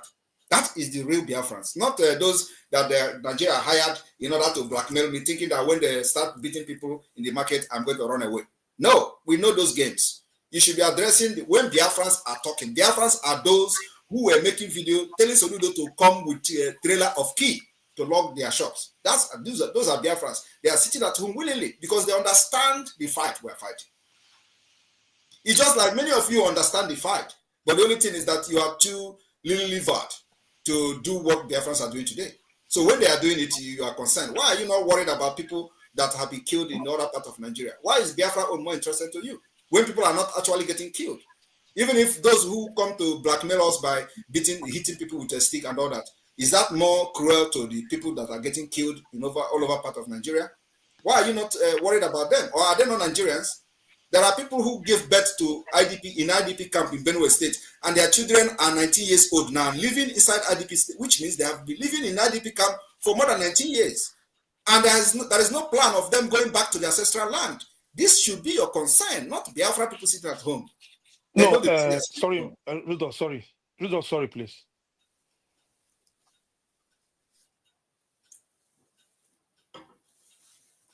Rudolph, you're not talking. We cannot hear you. If you have had a chance to ask a question, please don't come back into the studio. We want to make room for other people. So I keep removing people who come back again. And also, please make it one question. We don't have a lot of time. I speak the truth, Ernest. Thank you. Can you hear me? Can you hear me? Yeah, we can hear you. Okay. So, hello, Rudolph. Hello, Simon.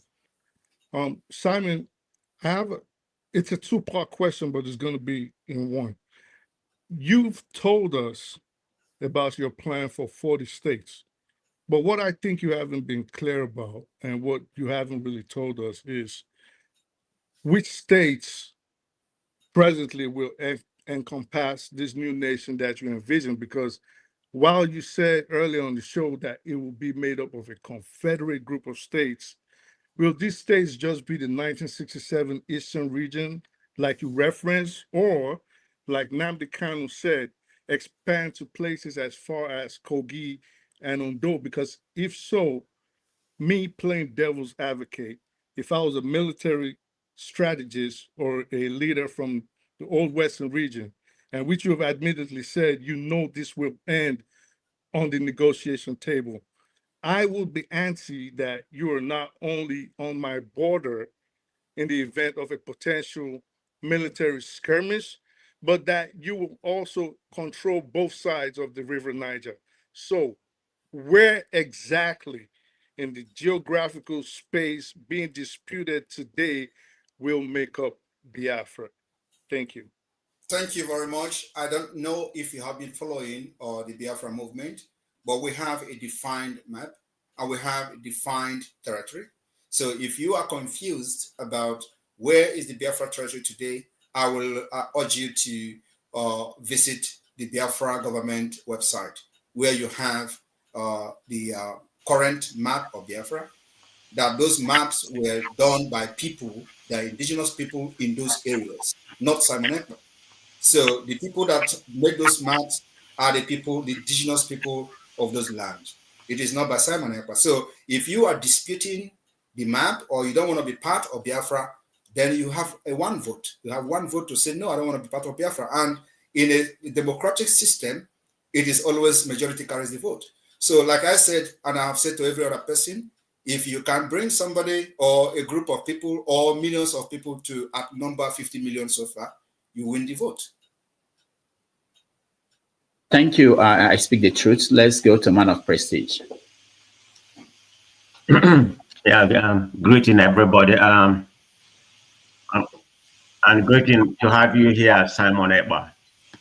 Let me start with my statement to your question. I think it's an illusion for you to have this idea that Trump is going to come and liberate the Biafra. Trump is a neo-isolationist. He doesn't care about Africans. So let me just, I live in America, California, to be precisely. You are just riding on an illusion. That's not going to happen from Trump. He doesn't care about Africa. So that's one. But whatever your ideology of trying to actualize Biafra, whether it's going to come to fruition or not, that's debatable. So I'm not here to contend on that. But my main focus is the mayhem you are causing to the Southeast. I mean, how are you going to actualize Biafra when you finish killing the Biafran people already? So what country are you going to have? That's my question. You have not joined them. You have not been killed. So I think when you are gone, Biafra will come. And number one. Number two is that you are not part of a Trump team. You are not personal advisor to Trump. And I didn't say that Trump is going to give us Biafra. So don't come here and say something that is not right. Trump is the president of the United States. There are people that influences his foreign policies. These are the people I am engaging. The Department of State influences the Trump foreign policy. The Congress influences Trump policy. The CIA intelligence agencies influences foreign policy. These are the people I'm engaging. I'm not engaging Trump. Thank you. Thank you, Man of Prestige. Let's go to Alwin Bond. I used to know your name. You changed your name. Yeah, thank you. Hey, Dr. Damages. How are you? Good evening to you. My Prime Minister, Simon Ekpa. Good evening to you. Greetings. And I would like to say, may God continue to bless you. I am the Okene of Biafra because my mom is from Abia State. She's an Angwa woman. I would like to ask you this, my Prime Minister. Are you the first Prime Minister to organize or invoke a republic in exile? Thank you. Thank you very much. I am not the first Prime Minister of a government in exile, and there are many countries that have regain their independence or restore their independence or sovereign state through a government in exile. So the only thing is that what we are doing today is very different somehow, because a country like Nigeria needed a very drastic measures that we are using. And that's why we adopt this 4 different approach, which is the political approach, diplomatic approach, the armed struggle approach in the self-defense, and the civil disobedience approach. So we are fighting Nigeria from all angles. Thank you. Thank you, and let's go to electricity. Yeah, thank you. Thank you, Dr. Man. Good evening, Simon. Mine is just clarification. It's a follow-up to. Can you hear me? Yeah, we can hear you. Yeah, it's a follow-up to Okija question. You referenced 3 religions officially recognized in Biafra state. You live in Finland, and Finland's constitution guarantees freedom of religion and freedom of conscience. 0.4% of the population have official membership. Is it the case that they will practice Islam in Biafra if it ever happens, but will not be officially recognized? Okay, go ahead. Or is it the case that Muslims will not be allowed in Biafra? Just clarification, please. Thank you very much. We are going to sign into law the United Nations Treaty that protects every person, both religious person, both minority group. So those laws will be signed sent into law in our local law constitution, and it will be respected. So, but what I'm telling you is that the official religion remain Christianity, Jewish, and traditional religion. This is the official that we have in Biafra territory. And just like you go to Saudi Arabia today, you don't go there to question the laws why they are very hostile to some certain religion and all that. So we are going to have that in Biafra land, but we are going to respect international law, especially the UN Treaty on the protection of human rights. Thank you. All right, thank you. Paul, you are next. Thank you so much, Mr. Rudolph. Can you hear me? Yes. Okay, Mr. Rudolph, good evening, sir. Mazi Simon Ekpa, the Prime Minister of Biafra. Thank you, and I greet everyone in the panel. I have 2 questions to ask you, the Prime Minister, and then I will ask it in one. The sit at home is only being done in 5 eastern part of Nigeria, but as we are told, the Biafra constitutes the old eastern region. So the people from River State, the people from Delta, the people from Calabar, they are not doing sit at home. The people from Kogis, they are not doing sit at home. So I want to know why those people are not doing sit at home. Is it only Igbo people that is Biafra, or I mean, I want you to clarify that. And then the second question I want to ask you. I was listening to you. You made mention of the leader of indigenous people of Biafra, Mazi Simon Ekpa, is to call yourself his disciple. I want to know, wouldn't that be so much disrespectful to him when he eventually come out tomorrow? Sorry, say it again. I didn't hear you well. Okay, I say you made mention that, like, I mean, that you are still loyal to him, that you are still his disciple. Yes. So I want to ask you, wouldn't that be so much disrespectful to him if he eventually come out tomorrow? And then, I mean, because like the government in Exile, I think, is quite different from the group he's leading.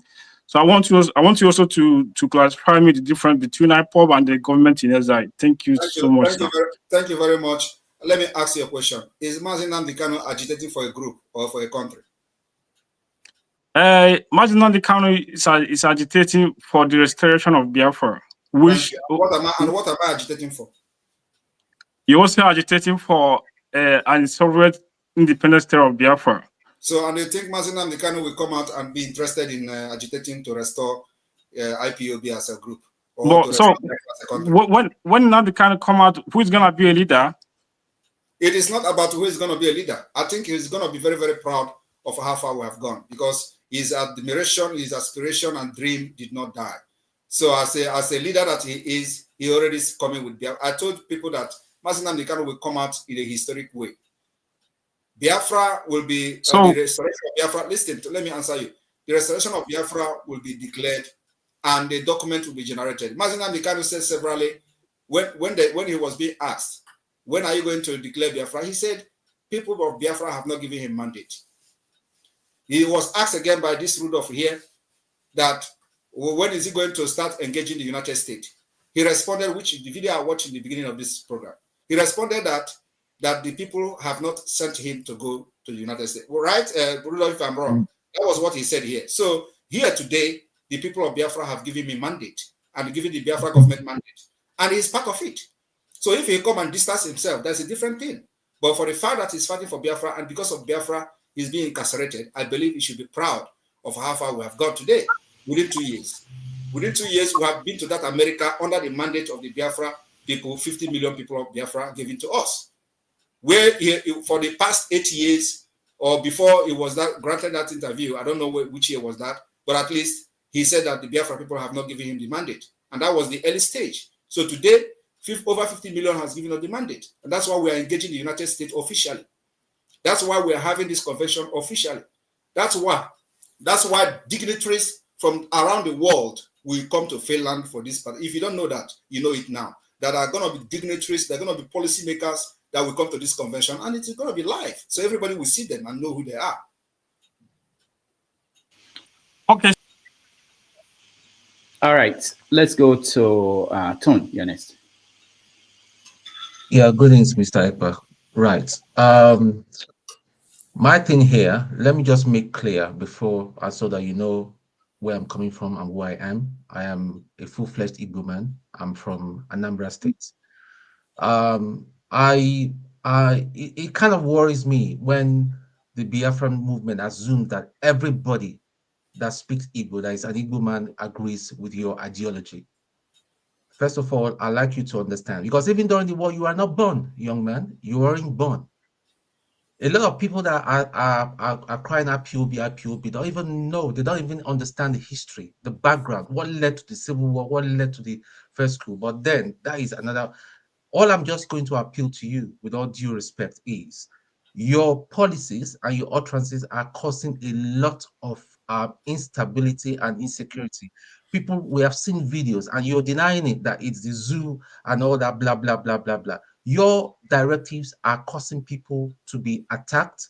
When people refuse to abide by this sit down home and all that, they are being attacked, their businesses are being destroyed and all that. And you sit down there to tell me that they are not real IPOB. Let me just say to you, can I respond to you, please? I am not part of your IPOB shenanigans. What I'm for is for the Igbo people to be economically strong, so that we will have a voice, and then we talk about whether we want to move or not. Not telling people, talking about violence and all that. You know nothing about the military. You've got no military training. You've got no military training. You've got nobody. Listen, nobody voted you as a prime minister. Some group of people came together and gave you the title. The title prime minister is inconsequential. The most important thing is releasing that young man that has been kidnapped, because your utterances is not helping out. These people are going to hold him and they probably might kill him. Let's tell ourselves the truth, my brother. You're not asking. That's all I just wanted. What is the question? What is the question? My question is, when are you going to stop your directive and asking young men to go to their early graves? It is not right. When you don't buy, because you know having book by your side does not make you educated. It is not right, Mr. Ekpa. It is not right, with all due respect. You sit down there in Finland, you're directing them to go to their early grave. That is wrong. You never buy now. All right. Thank you, Tone. Kene, you're next. He come here with books as if he's educated. He's an idiot. The Prime Minister of Biafra land. I greet you, my brother. Welcome here once again. last time you were here, I asked a question strictly on your plans on how to secure our people, especially the lives and properties of the Biafran people. And your response was very marvelous. And I've seen the result of what the ESN under your leadership is doing in our land. Thank you once again. Army, sorry, Biafra Liberation Army. Yes, Biafra Liberation Army. Sorry, Mata Bieile. Thank you once again for coming today. And as we all have witnessed, some of our saboteurs, they are meeting their ancestors or their creators on their own accord. Thank God, God is doing the wonders for us. And I will especially thank you for how you guys have deterred the IDP camp that they brought or they wanted to bring down to Imo State. Thank you for that job. And again, I come with the same question, but in a different way today. Today we have army checkpoints in Biafra land. I think there was this YouTuber that went around counting army checkpoints in our land, and it's just so annoying to see this kind of thing going on in our land. And I saw a video where coal is being mined in one community in Enugu State, I think Udi area. My question to you is, what effort are you guys doing to making sure that our resources are being preserved? And especially that these good-for-nothing Nigerian army and police that are everywhere on our land, aiding kidnapping of our people, that they are being sent back to wherever they come from. This question is very, very important because it bleeds my heart if I see this thing going on in our land. I believe in your ability to, get their senses back to where it's supposed to be. So please, my brother, I will want you guys, if you choose not to answer this question, that is fine, because I know you have your way of doing things. But I want to encourage you to continue your good work. Somebody asked a question, which I don't see that as a question. I see that as maybe he just woke up from sleep. That if you are not here, who takes over from you? And I answered from the comment section that the likes of Kenne are in millions waiting to take over. But nothing will happen to you, my brother. Thank you. All right. Thank you, Kenne. All right. Thank you very much, Kenne. Well, I would say that the checkpoint, we continue to dismantle them. And it is not going to stop. We know it's going to take a long time. Like, Nigeria is a country with 3 trillion naira in defense. That is the country we are fighting. So trying to defend our people from this kidnapping and all that. So we will continue to engage them. Like I said, what we are into now is called the war of attrition. And they know better what is the meaning of war of attrition. And if they are ready for that, we are in for it. So it's going to take time, but we are going to win this war. Nigeria can never win this time around. So those checkpoints will be dismantled. It's going to take time, but it will go. The only thing I say is that those who are coming to those checkpoints to enforce the disappearance of Biafrans, I don't know what they are going to do at the end of the day when we are going to sit on the round table to discuss the partition of Biafra and Nigeria. What would they tell to the Ndemo when they are there? That the reason why they died for no reason. Because at the end of the day, Nigeria, as I'm talking to you today, Nigeria know they have lost this to Biafra. So, and after the December convention, we are going to start, enforcing the eviction of Nigeria interests within the Biafra territory. What are these interests? This thing you said now about the mining of the coal, this what you said about the exploitation of our natural resources. We'll engage them. And let me also tell you that in case they don't know, we are coming for tax collectors. You will never collect tax in the name of Nigeria. Very, very soon.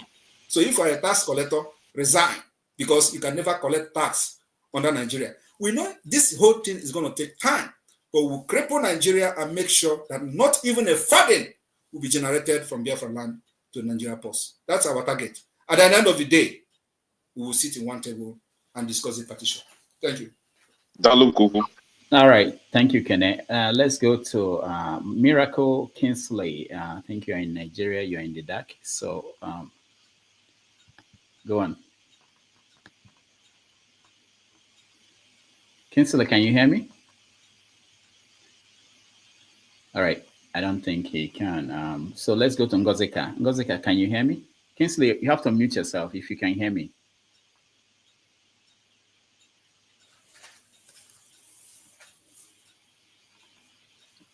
Okay, Kinsley can't figure that out. For now, let's go to iconography. You're next. Okay, can you hear me? Yeah, go ahead. All right. So I was going to ask a question about the timeline aspect, but I think I should leave that first. Speak up. We keep hearing about the 50 million people that voted. Okay. And like that. So the 50 million people, and what I would like to ask is,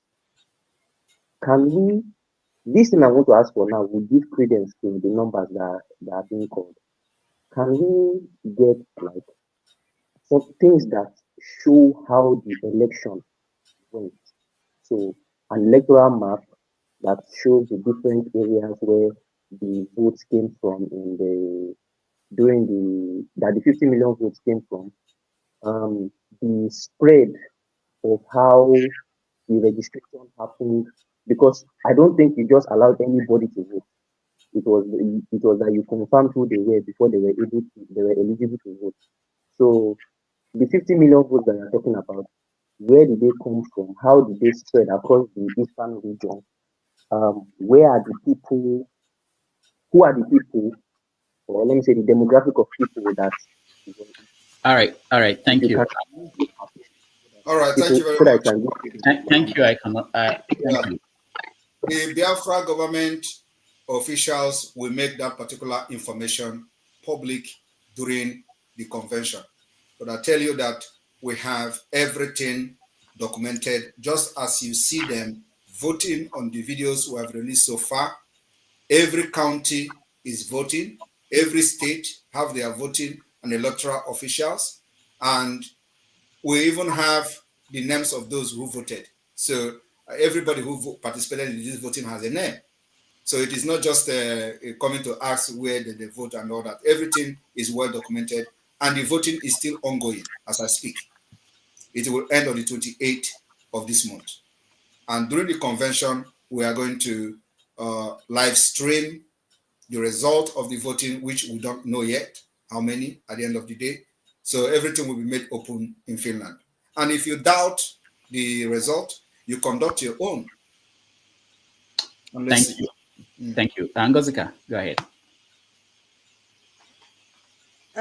Good evening, Dr. Damages. Good evening to our guest. I do not have questions for him. I just want to make I want to refute something he said. Mr. Ekpa said that the people in Biafra land, that is the southeast, willingly lock their shops on Monday. That's a lie from the pit of hell. I live in the southeast. People are not locking their shops out of solidarity, Mr. Ekpa. They are doing it out of fear. If fear instilled by your people, stop lying. That is all I came to see.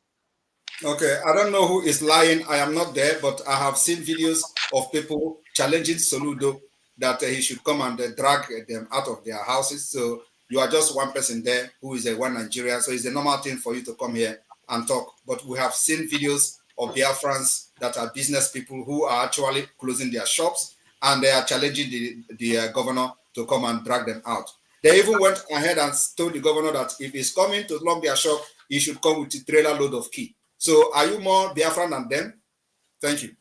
And of course, I'm not surprised that people like you will come here with a Nigerian mentality. When we are struggling to save you from the evil entity called Nigeria, you come here to talk rubbish. All right. Otakago, you are next. Sorry. Thank you very much. Can you hear me? Yes. All right. Good evening, Dr. Damages, and then good evening to Mr. Ekpa. My question is, somebody raised it earlier. So somebody asked you about previous promises that were made that have not been fulfilled. And you said that you've kept all your promises.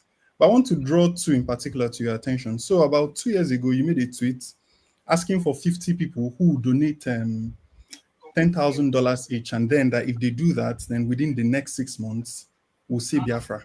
And it's been 2 years now. So I guess my question is more, is it that you've not gotten the 50 people, or they didn't donate, or that promise has not been... Did you donate? Then you went ahead to also talk about a match between Biafra and Ambazonia that would happen soon. And it's been about 2 or 3 years and we haven't seen it yet also. So, I mean, clearly, if we follow this, it means that you've really not been keeping the promises that you've been talking about. And then going on to this war of attrition. Can I address it before you make me No, forget? let me finish. When I finish, then you have all the time to address me. Then this war of attrition that you're talking about.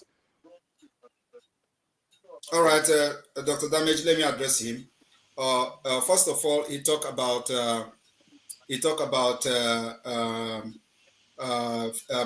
Ambazonia and the Biafra match, and I will put it to him that which one is more, more recognized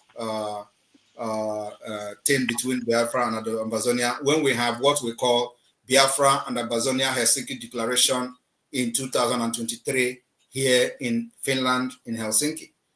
Ambazonia and Biafra went into official signing of alliance, and it happened in Finland, and it is called Biafra Ambazonia Helsinki Declaration 2023. So is it football that we did not play because of one reason or the other that is going to be more, that is going to discredit what I'm doing?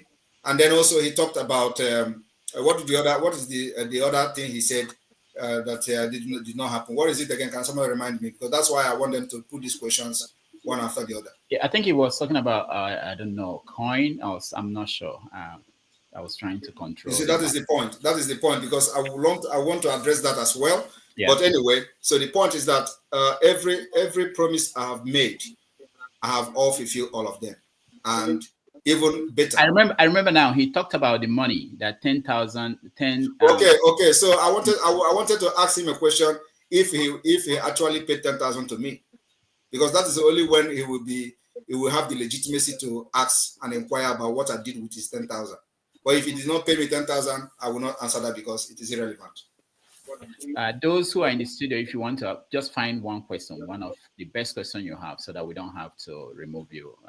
Divine Ebube, you're next.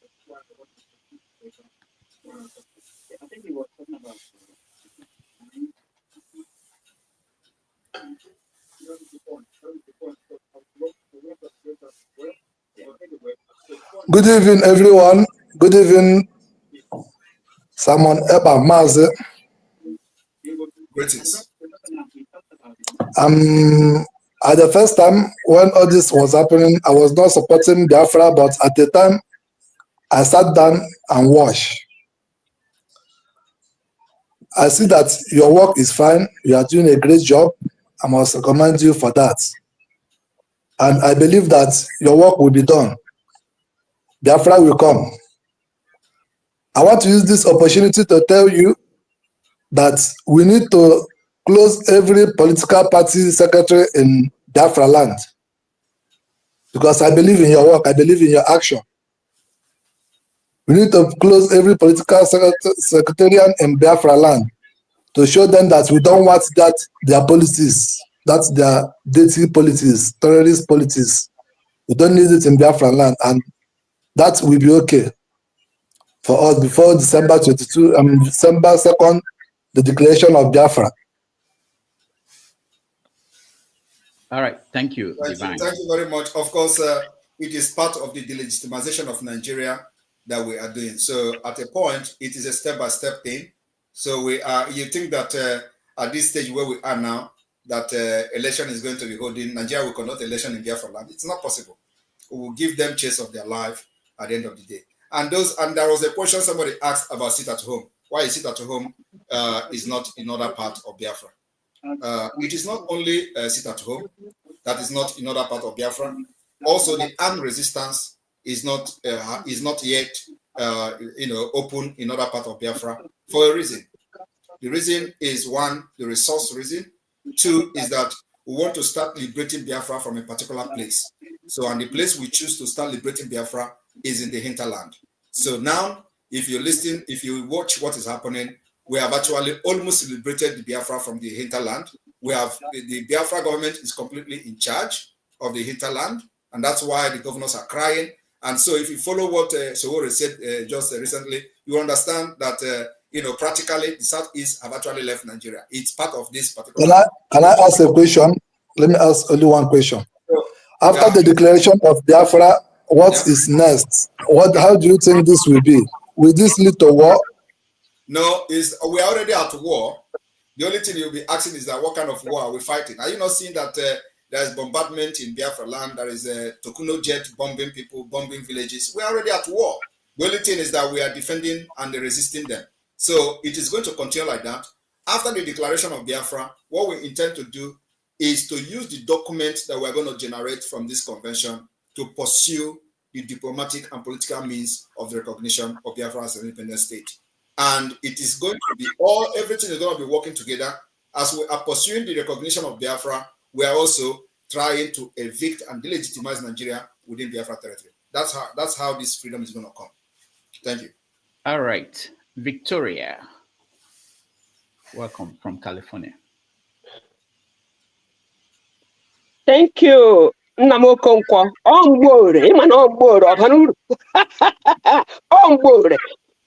What I got to say is about 98% of whoever has come in this please, my fellow panelists, you know me, I don't follow nothing, but I will hit around and get it. I salute all of you. Other than Kene, nobody has said or asked, what do I do to get this done? Come on. The only thing I'm going to say is this. Take it as a question or anything. I told you, my prime minister, there is no name under the earth that can qualify you. I told you that. So, I'm saying,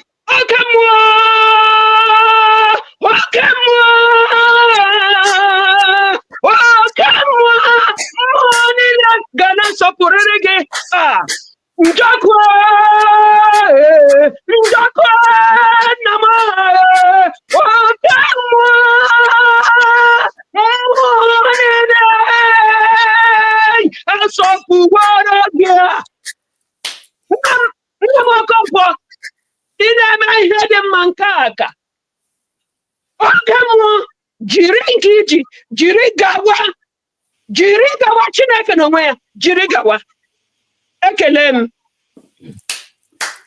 Thank you, Mbori in California.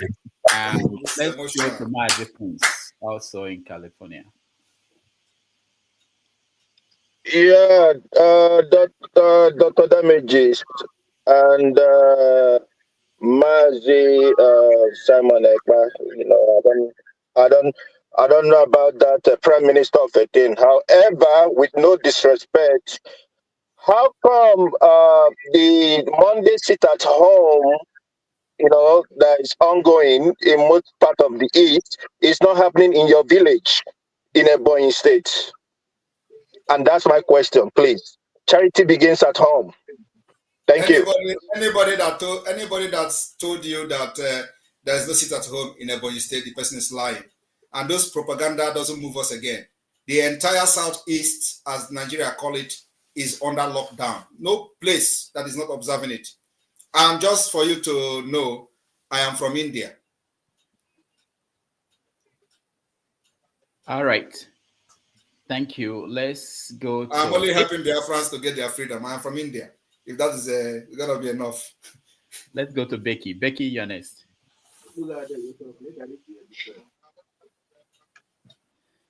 Thank you, Dr. Damish, for giving me the opportunity to come to your studio.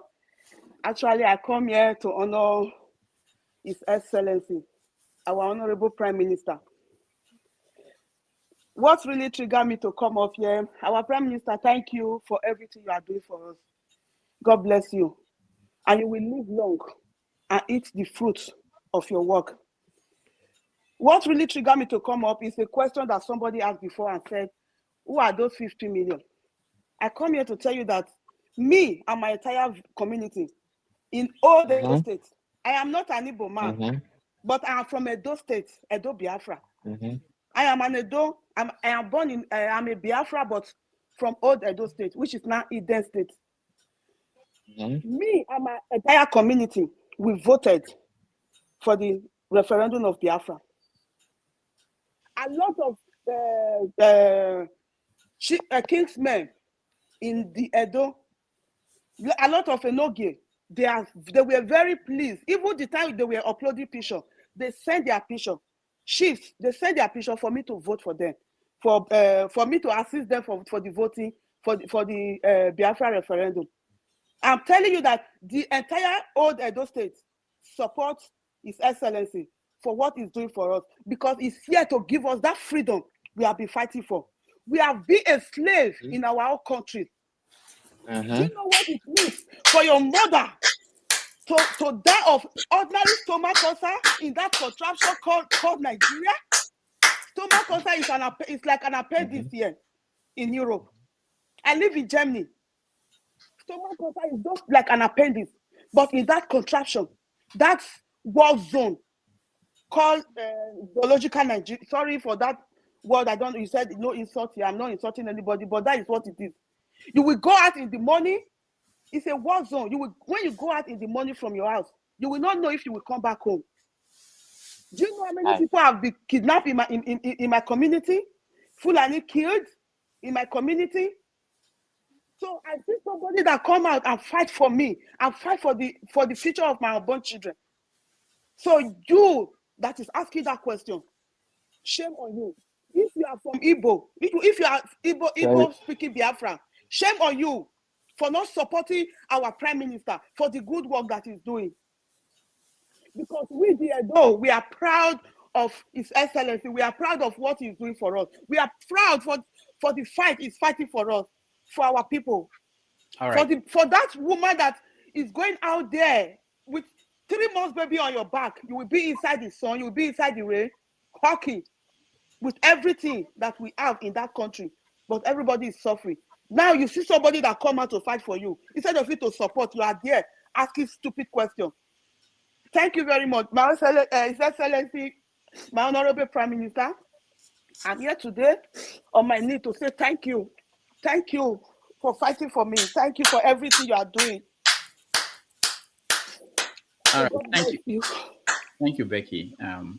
For those watching, please like and share so that more people can see this video and this opportunity to have a conversation with Simon Ekpa. Let's go to Michael. Michael, you're next.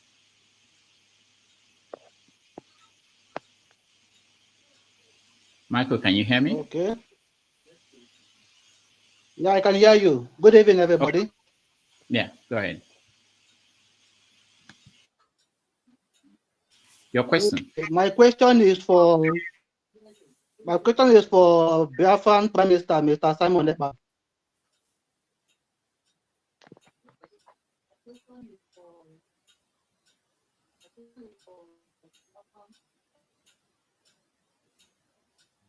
Go ahead. Go ahead, Michael. All right, let's skip Michael. I think he's... Michael, can you hear me? Can hear you. All right, we skip Michael. Let's go to Agolo Nwa Henry. You're next. Okay. Good evening, Dr. Rudolph. Am I coming out clear? Okay. Good evening, my Prime Minister, His Excellency, Mazi Simon Ekpa. I called into the program not for any question, but a testimonial of what is going on and how it is.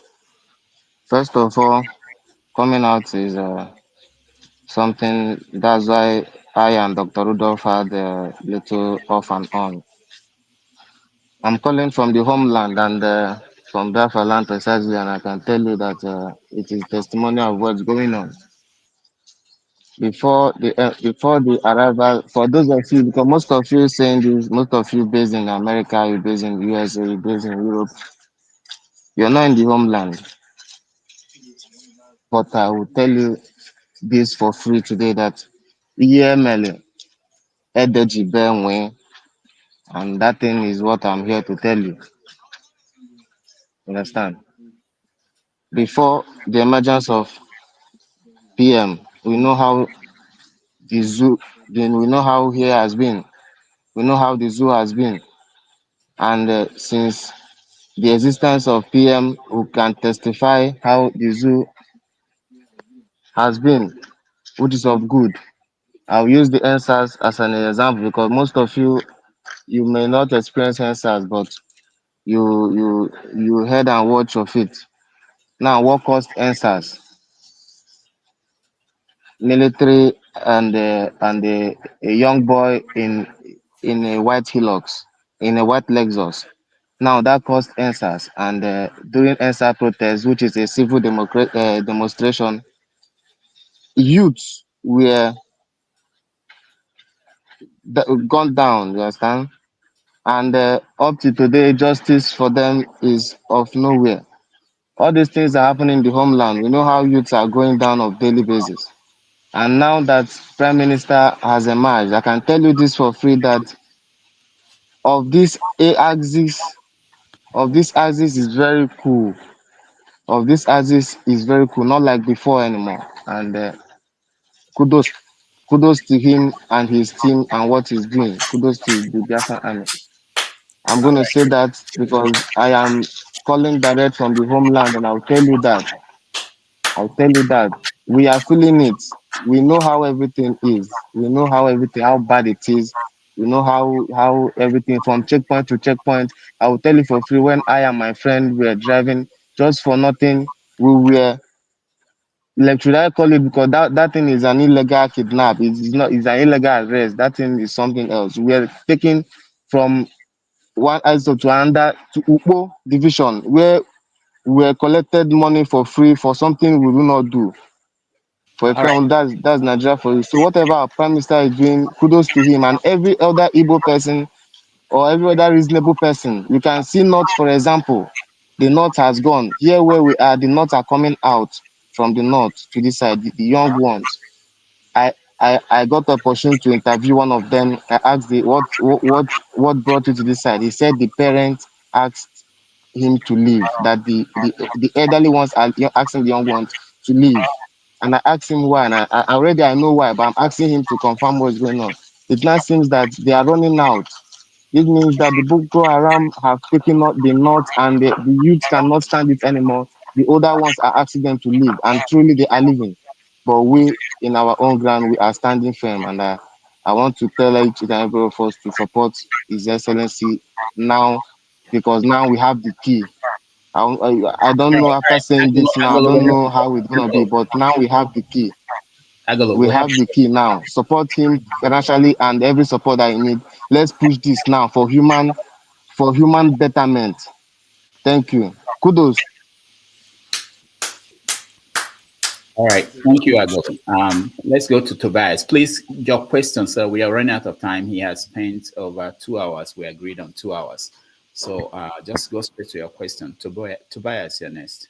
Yeah, Dr. Damage, good evening, everybody.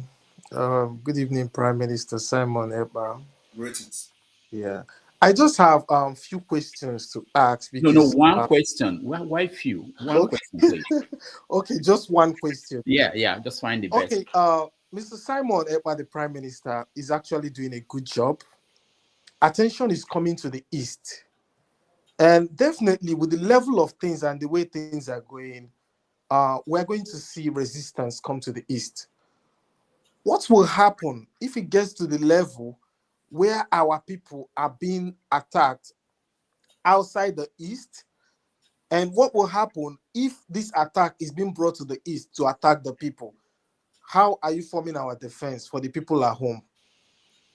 The defense is a security issue that I will not defend. I will not explain here, but we are ready to defend our people.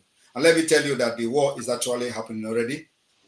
You can see that the killing of our people outside Biafra land did not start today. It was what led to the war in the 60s. And after election last year, our people were killed in Lagos and other parts of Nigeria. So it is not a new thing to us. The only thing I will advise our people outside Nigeria, outside the Biafra land, is to know how to defend themselves when the time comes. But you see Biafra land, I will seal it. Anybody that crosses there will never leave when the time comes. I'm telling you the fact. Biafra will be protected. We will see Biafra land, and let me just keep it here. But yes, we are already in that war with them, and we will defend our land to the last drop of our blood. No. No, Tobias, we can't get it 2 questions. Let's go to Emma. Emma, welcome. Thank you, Dr. Rudolph. Thank you, Mazi. I am in U.S. Army for 10 years now. So I'm from Anambra State, live in California. I have been seeing things happening in Biafra land, like Fulani terrorists, how they invade the farms, and all the atrocities they are doing. So based on like let's say 5 Eastern governors, I believe that the reason why most of them, like people like Soludo, people are not paying too much attention to him, is because they are failing the people. They are not delivering according to their promises. So now I feel like what will make our people not to be divided, but to come together and support you so much will be if you find a means to provide some level of great values in terms of, and I believe it's super easy. For instance, if the diaspora, they contribute, let's say, $10, $500, $1,000, we raise such a money, build a technological school in terms of, I'm I know that no kind of well. So, but there are other things besides Elwell in terms of technologies, because I want to use Israel as an example. Israel today, because they are highly technological, highly scientific, and they build their own people in terms of education, in terms of technology, with the back of US. They are small nation in Middle East, but they are dismantling every challenge on their path, including Iran and everything. So I am looking at the war of, let's say now, I know that the war of attribution, just as you said, is good, is great, because the Fulani terrorists, they want to Islamize Nigeria. That one's for sure. And they are doing all kinds of atrocities. So now, if there is a way, since our people are suffering, if there's a way for diaspora contribute money, like, maybe in terms of agriculture, scientifically raise a kind of a support. All right, Emma, can you round up, please? Okay. So my question, in rounding up, that's my own suggestion. If there's a way to help people back home in terms of economically, and also. No, also. Thank you, Emma. All right. Thank you very much. This your idea is very, very good and very nice and sounds so lovely when you are hearing it. But unfortunately, it is not possible under Nigeria. And that's why we have to do everything to get our freedom, liberate ourselves. And then this kind of idea you are talking now is why we are fighting what we are fighting, because it can never happen under Nigeria. Nigeria can never give you the atmosphere, the opportunity to create this kind of ideas and life that will help you to develop innovatively and to compete among nations. It is not possible. And why is it not possible? It is not possible because Nigeria have only one agenda for this whole 100 years of Nigeria. The only agenda they have is to Islamize Nigeria. And then they will begin to do whatever they want to do. So the issue of this particular, building, and if you, in case you don't know, Nigeria have a center to eradicate this thing you are saying now, and they call it a center for eradication of innovation and embracing Sunai. I don't know whether you are aware of that. Are you aware that they have a center to eradicate innovation? Google it now. Google Center to Eradicate Innovation in Nigeria. You're going to see them. They have it in Yoruba land. So you see that the ideology, the idea is not really, it is not compatible. Now you are bringing idea of developing, building something, some kind of technical center or scientist center or innovative center, While Nigeria constitution, under Islamic law, they have a center to eradicate it. So you see, it is not working. And this is what we are shouting about. So many people don't actually know this. But those of us who know, that's why we stand on our ground that that thing that is going to happen tomorrow, let it happen today. But our people must be liberated this time around. And we have the template to get Biafra out of Nigeria. Thank you. All right. Thank you, Ma. Let's go to Samuel Nande here next. Dr. Damages, I believe that history will remember you. And thank you for hosting interactive conversation among brethren. Thank you very much, sir. And I want to say a very big thank you to Mazi Simon Ekpa. Thank you for all that you do. I will be very direct to the point. I have just one question, like Dr. Damages has limited everyone to. In Igbo land, they say Igbo Heze. That's one thing they say. They say Igbo Adi Honotu. But I love Mazi Kanu in the sense that he was able to bring some kind of unity among Igbos. And he was able to promote the fact that that's a lie in the Igbo Heze. And that leads me to my question. This is my question, Mazi. I got to know you through Nnamdi Kanu, or I should say you came to notoriety through Nnamdi Kanu. And the thing I noticed about Nnamdi Kanu is that he has great respect for Ojukwu, for example, and from some people. But while you were speaking, while you were delivering your speech, you made a comment that you might not be inclined to listen to Nnamdi Kanu because he is incarcerated, which is true, which I believe on that comment. But you made the second comment, which is what I want you to clarify, that if Nnamdi Kanu is free, he has to come to Finland before you can sit down and listen to him. That sounded, with all due respect, a little bit out of place because if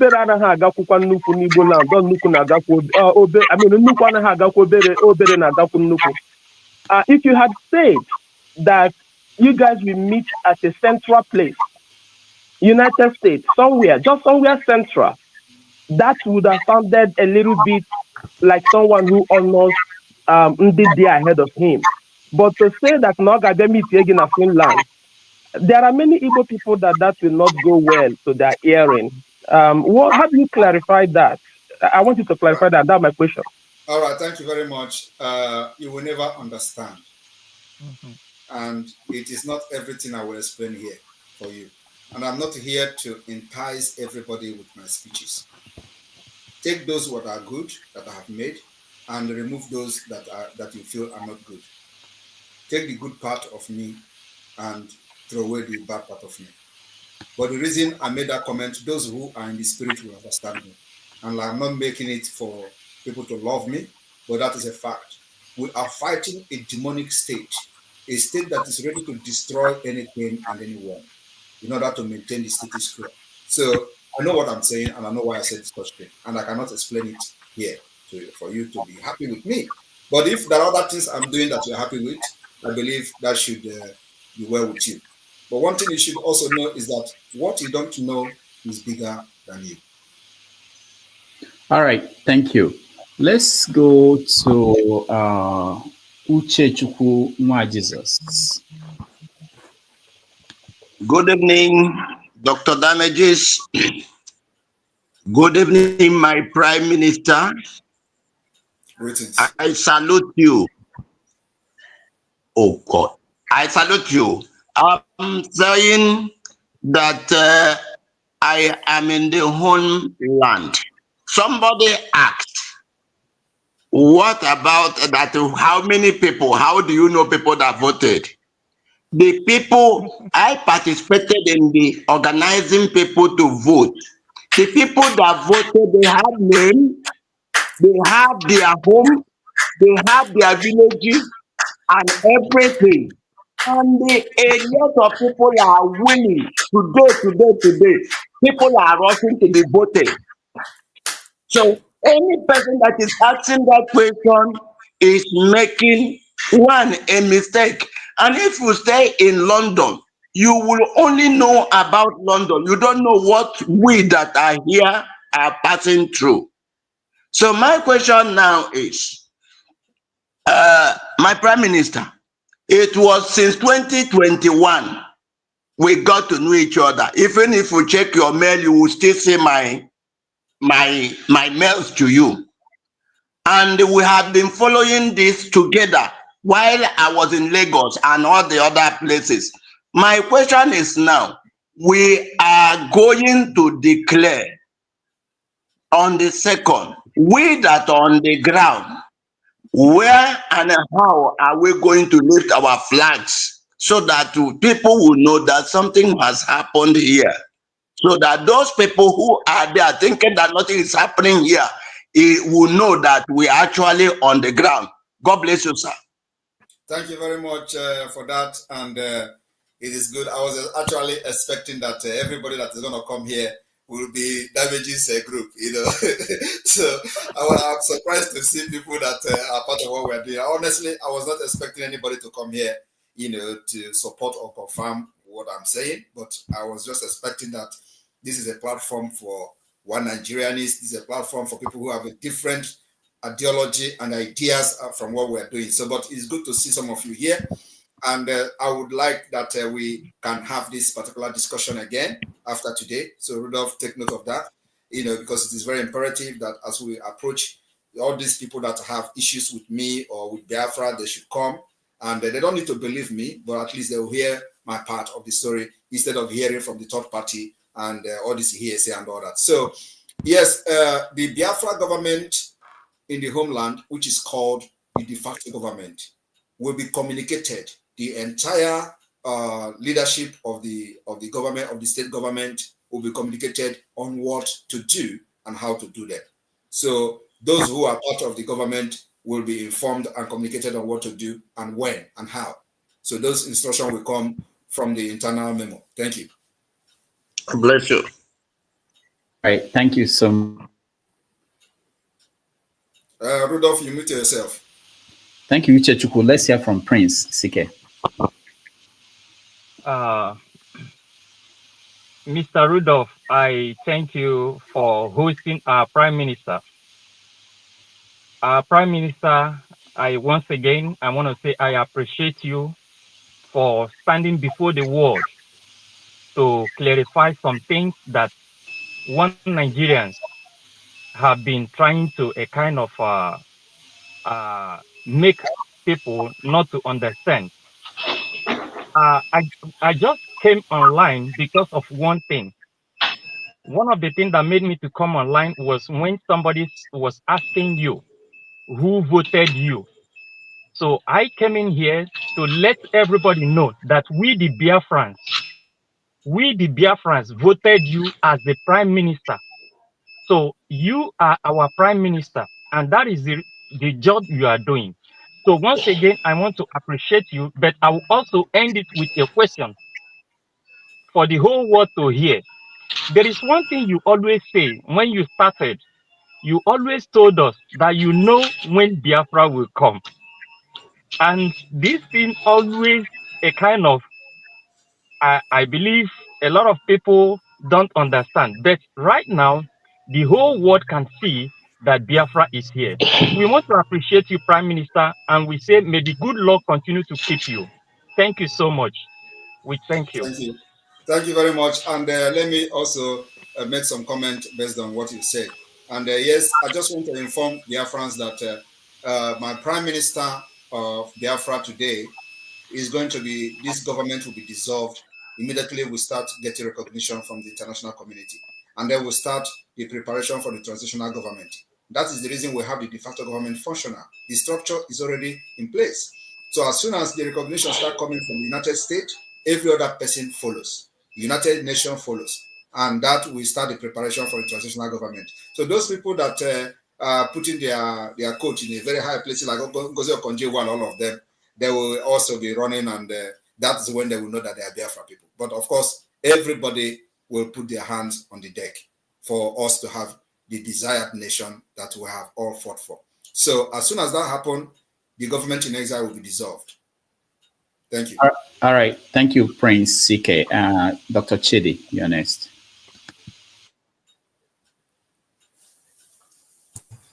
Thank you, Rudolph. How are you, Simon? I'm very good. You blocked me. I'm glad we finally have an opportunity to talk one-on-one. I blocked you because you were calling Finland. This is my time now. As you can Dr. see, Rudolph, I guess you need Finland, I'm still to here. control this thing. I'm on your show, so I expect you to moderate very well. So we try to, the guest is the guest. So he's the guest for today. So go ahead. Doesn't make sense. That's just what I'm asking. So when I'm talking, you should let me talk. And then when he's talking, I'll let him talk. Okay, go ahead. Thank you. So you blocked me when I was asking you about the people that told me that you duped them. That's a story for another day. I'm glad that we have this opportunity to talk to each other one-on-one. The most painful thing about this madness of yours is just the lives Rudolph, if he's here to ask questions, he can ask questions. The lives that I'm to address me as madness of yours, please. You're a crazy man. The only thing is the lives that you're losing, the lives that are lost as a result of your actions. That is what is bothering me. What you have caused for Ebonyi people, your brothers, sisters of Ebonyi state in particular, who are murdered here now and then, and other young boys. My friend, let me finish talking now. This is your madness. Let me finish. Like that, please. You're a stupid man. One day, Doctor, all right. Dr. Che, they have to talk to respectfully, please.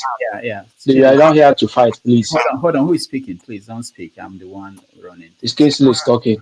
No, it's not. Let him. He should be cultured now. Why would he be talking to someone like that? You know how many people that are killed because of what this stupid man is doing? One day all this will be over. You know it. Do you have any proof? Do you have any proof of that? You don't have any evidence. Down there in Finland. Shut up your mouth. Don't accuse anybody for what you don't know. All right.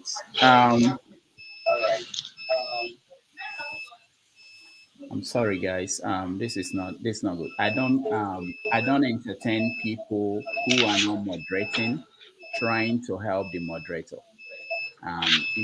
We have a guest and we want to respect our guest, whatever you think about him. And there are some languages we don't encourage. You can ask your question, any question you want, but you don't have to use words like stupid, and it's not acceptable. Not on this platform. I know that in the past people have, so I will bring back Chidi, but I will make sure that just give us your question, whatever question you want to ask him. People should not use those kind of languages. But before I bring back Chidi, let me go to Annie Zubike. You're next.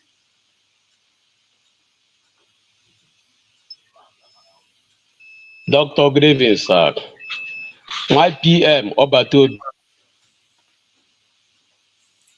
You are not talking, or is muted. Yeah, Annie, we can hear you. Dr. Grievin, sir.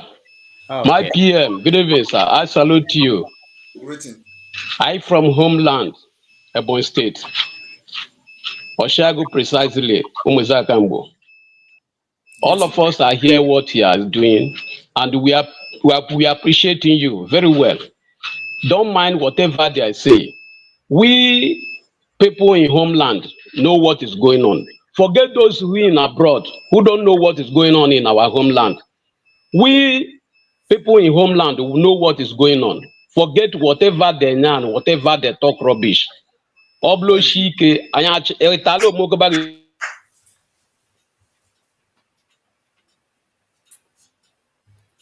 thank you very much. Thank you very much. Education. All right, Annie, thank you so much. Let's go to Revolution. You're next. Yes, I don't know if you hear me, Doctor. Yeah, we can hear you. Yeah, good evening one more time, and Samuel Ekpa, well done, sir. Greetings. You can see the underlining of my name, Revolution. I always support anybody who is trying to help Nigeria, because that country has been brought to nonsense. People are just fooling themselves. And I want to say I'll be in Finland on the 2nd of December. I live in Sweden here. So anybody supporting anything that will bring sanity into that country, I'm behind you, and you can see. Great. You can look at it very well. It's not just talking. So I was just listening, but today you have pledged so many things. I know some people are saying sit at home is causing this and that, but there's no freedom without bloodshed. Yes. Thank you, brother. Thank you very much. All right. Thank you, Revolution. I'll go back to Chidi. So Chidi, Dr. Chidi, please go straight to your question. My brother, the reason why I came on is because I don't even know, out of respect for you, Rudolph, because I invited Simon to my platform. We had an interview, but when all these things, when things started going south, and I'm going to try to control my language out of respect for your platform, but when he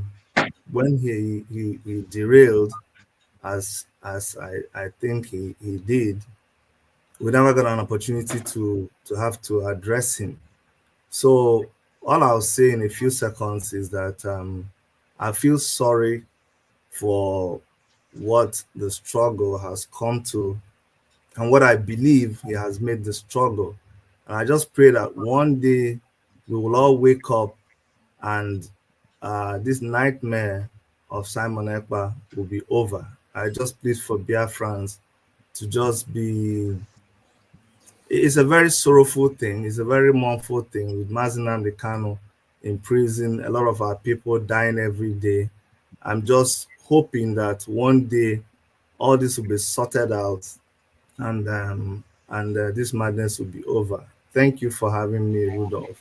Thank you very much. Thank you, Dr. Chidi. All right, let me also address what he said and make a comment. I hope that one day when Biafra has been restored and recognized through this my madness, you will come and we'll sort our differences differently in Biafra court. Thank you. All right. Thank you, Mazi Simon. Let's go to, we are rounding up now. Eze, thank God, you are next. And just a last one, please. He said something that so that this nightmare will end. And indeed, that is actually the exact word to describe what I'm doing to Nigeria. I'm the Nigerian nightmare, the terrorist Nigerian nightmare. So he actually said the right word. So that's all. All right.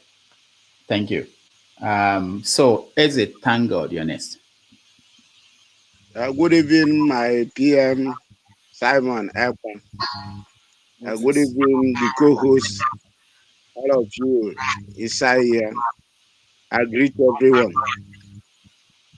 Honestly, I came in to appreciate the good work my PM is doing. I am here in the hinterland of Biafra. I hear someone saying that Boy State is not is not sitting at home. That is lie. We are sitting at home here every Monday and every other day. As occasion Warat sit at home, we sit at home. It is only a foolish man that will say that Nnamdi Kanu has not tried or is not working for him or is not working for his freedom or cannot be aggressive seeing Nnamdi Kanu being kidnapped and detained illegally. Even the prominent, even the politicians, we know what they are doing us here. We know how much we are buying fuel, a liter of fuel now, 1,200 naira. Go to, even pure water now is, one sachet of pure water is 15 naira. 300 naira. We know the hardship we are in here. We know what the Nigerian government has cost all of us here. So whoever is talking otherwise is an agent. For me, is an agent to Nigerian government. Even the politician is advocating for the Kanu release. Even as we see them as wicked as they are advocating for the Kanu's release. So what about we? That we feel that we have been marginalized by those politicians who does not want us to preach. Because one politician like this will be packing money. You will see him with how many healer, with how many convoy. But you are not seeing, you are not feeding even a meal in the day. What are you just even saying here? I appreciate the hard work of our Prime Minister and the Biafra Republic Government in Exile. And we will look forward to the declaration of the restoration of Biafra, 2nd December, because the suffering is too much. But they release Nnamdi Kanu for us. Why are they holding him there themselves? But they release Nnamdi Kanu so that everybody, if it is to divide the country, divide the country. If the country is too big for one man to rule, divide it. Let everybody go and solve your whole problem in his own region. What are they even talking, sir? Thank you. We here is very aggressive. I just came in to thank Prime Minister, the government, our Republic Government in Exile. Kudos to them. Let them carry on. Because the suffering is too much. We wanted to release Nnamdi Kanu. All right. What are we going to market to do on Monday? If Nnamdi Kanu is there, and then Nnamdi Kanu is soliciting for our freedom. Yeah. And we know the marginalization they are in. How many people are killed in the Eze, thank you. I'm sorry. We have to cut you short. We appreciate it. Let me just comment on that. Thank you very much. And one thing everybody should understand is that Nigeria government have this kind of pattern of or system of propaganda that never worked. Even during Mazi Simon Ekpa, they will tell you, Abia State is not doing this. He is from Abia State, and there's nothing going on in Abia State, only to just try to demoralize people using this propaganda. The same thing now, Ebonyi State. These are the people who say, I'm not an Igbo person. They'll come to tell you, Ebonyi State is not sitting at home. But look at people from Ebonyi State telling you the way it is, because they want to use that propaganda. Ebonyi is not observing it.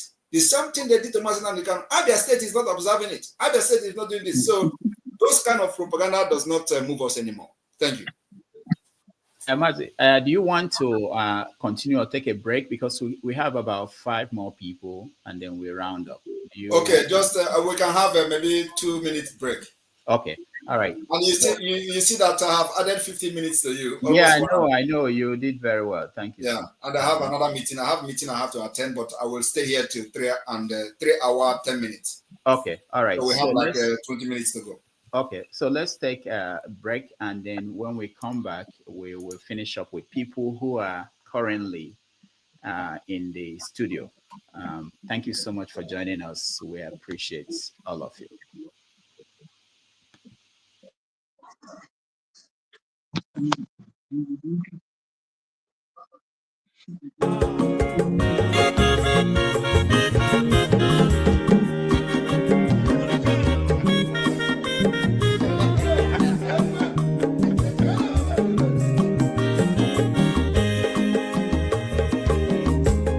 When your mazolo bio, akwa mazolo bio, Max, if you bunye go kwanu mo no fube nazo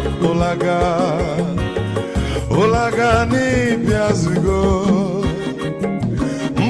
ulaga do ni biazugo, akwa wilo chiyo bikora puzo, kona bazia. Onyo mazoro biko abamba wazara dasari ibya unyane gana mo ulaga dori byazigo mo ulaga dori byazigo abamba wilo chila bigora buzoro ona wazia. Mazi welcome up. Odoguna Perezineke. Onyomani Gadelemo. Mazi ni Mazi. Ibu go with the melody.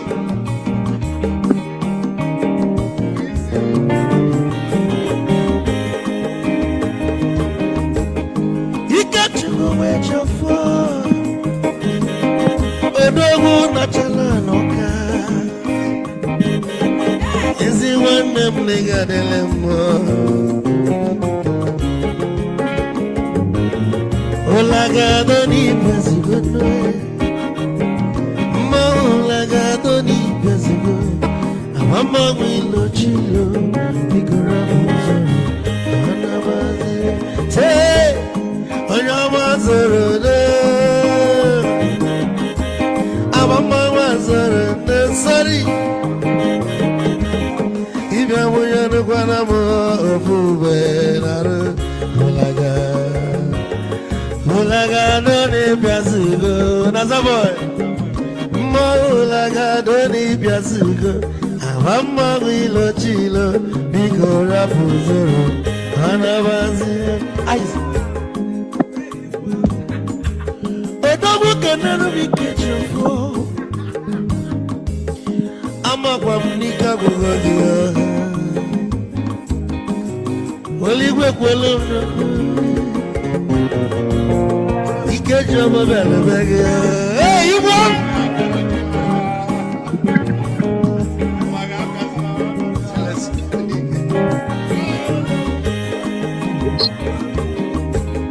Eku kampune kede Amagondi so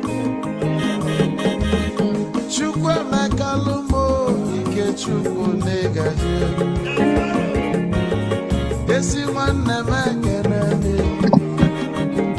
Ịlapụ ife niile na-eme wee bịa Ka gosili na anyị na gị bụ nwanne wisdom ga-adị Ka nye gị maịkị ka ogobanya bụ egwu Isili mmaksi ọ bụ na-etiri egwu a Malụkwa malụ n'imego m ife ọjọọ Wesi gị nwanne m ife ọkụ na-echọlụ na ngeme Wisdom onume ekene gị Bama ihe ihe biko lapụ Zoro, zoro, zoro, zoro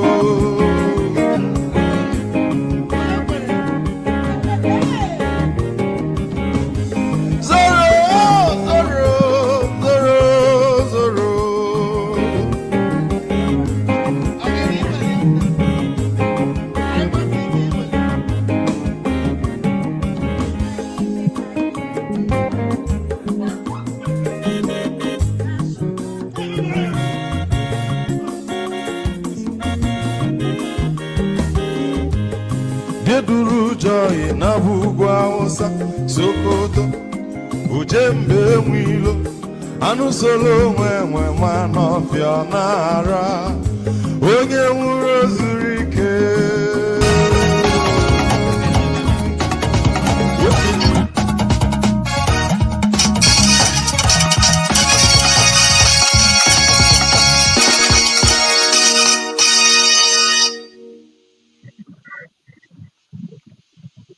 All right. Welcome back, everybody, to our special conversation with Mazi Simon Ekpa, who is the Prime Minister of Biafra Republic Government in Exile. So we want to conclude with giving the people in the studio an opportunity to ask their question. So if you're in the studio, turn on your camera, otherwise I have to remove you. So let me go to you, Samuel Namdi. Go ahead. Dr. Damages, thank you very much again. And the over 4,000 people viewing us, please, if you have not subscribed to Dr. Damages page, do that. Let's support our brother, for hosting this interactive session. Mazi, Biko Barum, I wanted to come back with a quick rebuttal. because I believe that before Biafran Orientation Agency takes root, you represent that agency.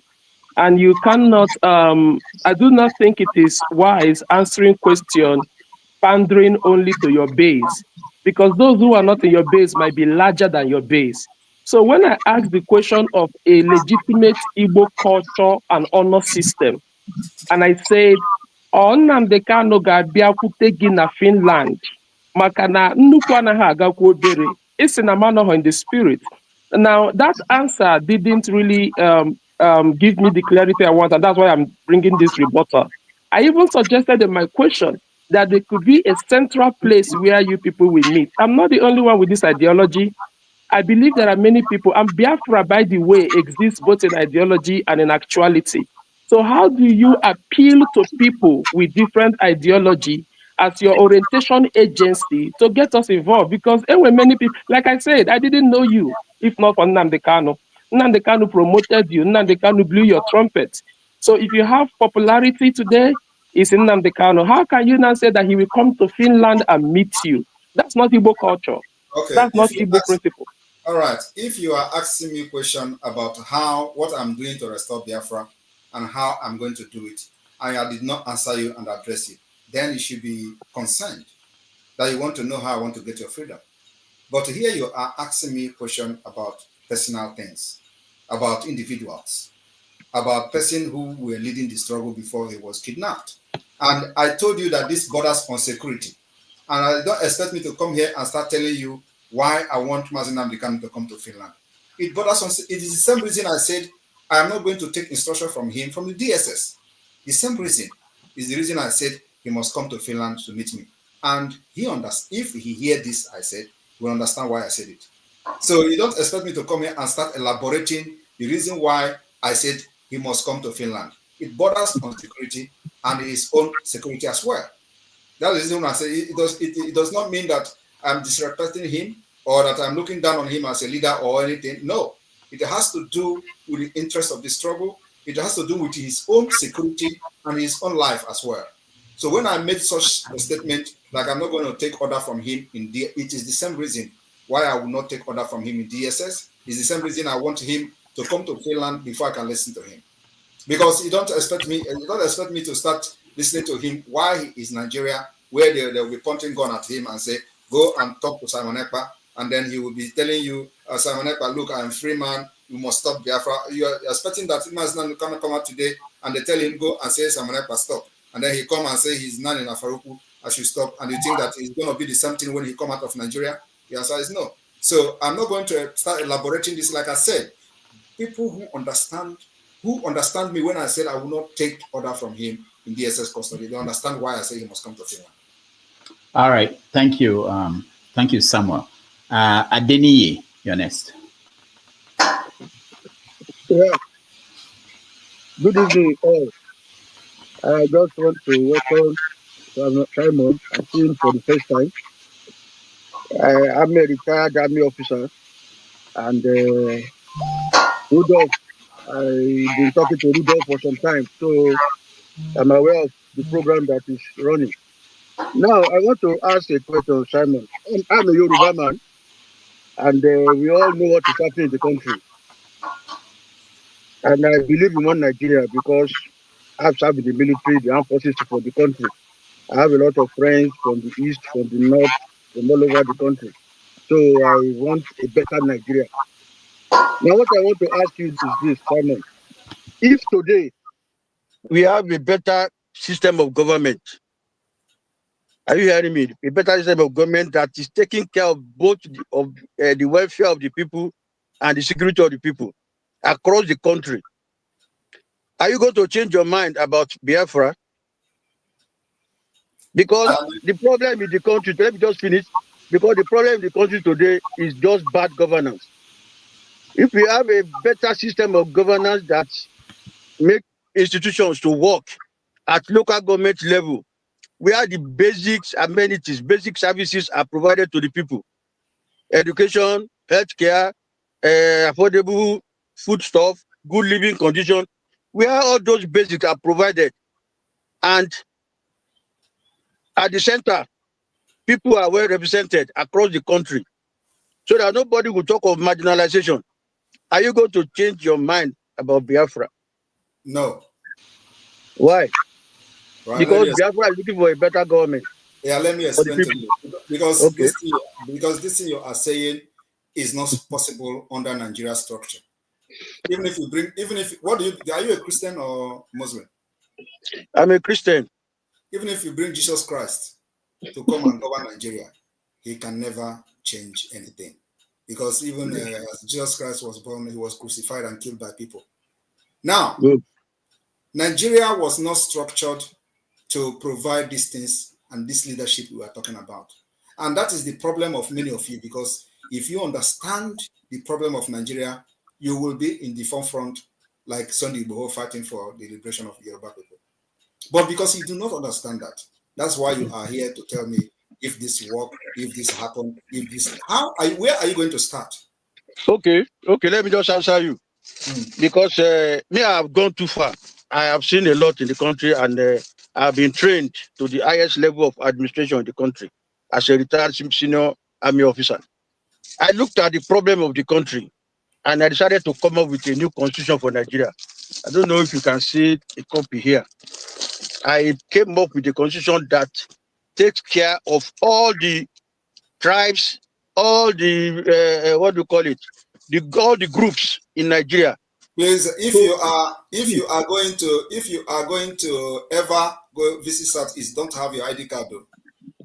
If what? Don't ever go to Southeast with your ID card if you are in Nigeria army. No, I know there's problem in the Southeast now. We are trying to. I'm just advising you as person that is. So I understand you. We are trying to solve problems now. You know one thing, Simon. When we got independence, we had problem in Nigeria when we were running parliamentary system. And how did the problem happen? The problem happened in the western part of the country. Today, if any group or any region decide to secede from Nigeria, and you don't have the right system of government, the same problem we are facing in Nigeria today, we will face it in any of the regions. Okay, so you believe the problem of Nigeria is in the constitution? Of course, that's why I have to write the new constitution. But that is not true. Let me explain now. No, Adeni, we have less than 10 minutes, and there are 3 more people left. So let me address him, because his argument is based on the constitution, that he claimed that once he presents this constitution, Nigeria will work. Now let me address him. The problem of Nigeria is not constitution. And when I listen to people talking about 1999 constitution as a problem, I just laugh at them. The 1999 constitution has a provision where they recognize a lot of rights. So have they respected that? There are provisions for Nigerians that are protected under this constitution of 1999. Have they respected that? That's what I'm saying. Now there are a lot of loopholes. That's exactly what I'm saying. Why are you bringing another constitution where they have not respected the one they have? That's what I'm saying. If the one that bringing is respected and it is practiced, it will cater for all the regions. That's what I'm telling you. Let them respect the one they have first, which they have not respected. So what do you think? That one cannot work. I'm not in support of 1999 constitution. It has a lot of. But it is working to some extent. It is working on this exclusive. No, working for the airlines. The airlines exploiting the loopholes to do things for their benefit. That's what I'm saying. That if if you and I together now fight the loopholes, are able to block those loopholes and come with the right condition for the country will move on. Because if you go Biafra now and I go Oduduwa, and at the end of the day we don't have the right constitution for our various groups, we will still be fighting each other. No, you understand me? That is the point, because the Nigeria problem is not in the constitution. It is an ideological. Listen, let me tell you now. It's a historical, ideological, and a religious problem. So, and this cannot be solved under the current mentality that Nigeria has for many decades. It's a historic problem. So, as you are now as a military personnel, you know how you serve Nigeria. And then you compare it to the people in your status that are from the northern Nigeria.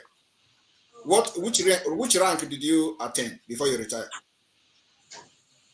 I think it was a colonel, but if you want me Okay, to now, let's say he was a colonel. Now I will ask him, did he think that if he is from the northern Nigeria and have probably the kind of education he has acquired under Nigerian military, he will retire as a colonel? Is a question. Yeah. You see, if there are a lot of things happening. Just yes, it is possible, or no, it is not possible. As you are now a Yoruba man, you serve in the army and retire as a colonel. And before your retirement, you have acquired a lot of education, including training. So I'm asking you now, you are from northern Nigeria. Would you retire with your experience and education? Would you retire as a colonel? Of course, there are a lot of people of my status you are not that are even left as lieutenant colonel, that are even left as majors. You see, let us not bring sentiment to this thing. But that is the problem. Yes, you know, there are some people from my side too that left as major general, my colleagues too. You have not answered my question. My question is, I've answered you. I said the standard after you have reached the rank of colonel, it is politics now this time around and lot. But that is not that. Yes. And do you know that it is the something in the educational system that is what we call the quota system in Nigeria. So how do you address that? And how do you think that the northern Nigeria are going to agree to the quota system? Now, the president is from your own tribe, and they are trying to bring a tax bill. Do you know the people that are rejecting the tax bill? There is no single governor from the southern Nigeria. Only the northern Nigeria governors have rejected the bill, and they have dropped it. So how do you fix a system like that? You see, it is no point wasting your time, your resources, your energy, and your life trying to save a failing marriage. And this marriage is not even a willing marriage. It was a marriage that was forced by the barons of the gun. So now we are saying we are not ready to try again. And we are ready to bring everything down. As you are looking at me, I am ready to burn down Nigeria for the interest and the life of my people. And if I have the opportunity today, I will order the burning down from Aso Rock, because that's where the killings of my people are being planned. I will bring it down. And the luck they have is that I don't have a nuclear weapon or a ballistic missile yet. But if I have it, I will start from Aso Rock, because that is where the terrorism against my people are being planned. Once Aso Rock is down, everybody will rest. I will begin to discuss the peace. All right, Denny, we'll get another chance to have this conversation. So please let me go to other people because he has to go. I want them to be able to say something. Chief Chukwemeka, you are next.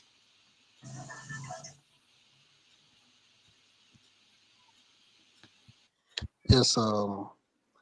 Good evening, ladies and gentlemen. Yeah. I greet you. Biafra, they belong. Yeah, I came off because I've been listening to some commentary by people, and then I know that today the zoo of Nigeria is over 60 years, and they've been trying for more than 60 years. They never got better. Instead, they get worse and worse, and now they are worse than worst. Now, before we used to hear that a fool at 40 is a fool forever. And most of the people in that country, they have been, fools at more than 40 years. Now, I'll tell you, some politicians, they come to complain about the activities of the Biafra government. They complain about the sit at home. Chief, we can't hear you. We can't hear you well. If you have a question, just go straight to your question, please. Yes. What I want to ask first, I want to commend the Prime Minister and his cabinet for what they have been doing for the Biafran people. Yes, and I want to tell him to keep it up, that Biafrans are solidly in support of the Prime Minister and the cabinet and the entire Biafra government. And I want to tell him that the sit at home is not as worst as the economic terrorism that the government of Nigeria is meted on the people. where they cannot, afford to even have ordinary a square meal. It's not difficult. People that own cars in that country, we can no longer drive our cars because you can't afford fuel. You now walk a long distance to go to wherever you want to go. I now bought a bike to be able to navigate my way because terrorism economically is no longer bearable. So the All right. solution is liberation, and we support. Chukwemeka, we have to leave it at that. Thank you so much. All right, let's go to one for Biafra. One for Biafra, go ahead. All right.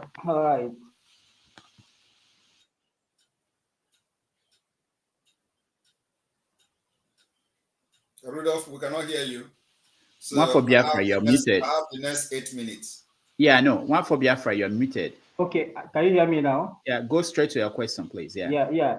So now, what I want to say is that I pity the likes of Dr. Chid and the others.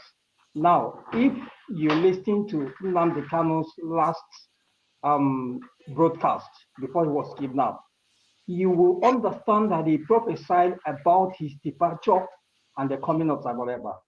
Go and listen it very, very well and understand the facts there, that he knows everything that is going to happen.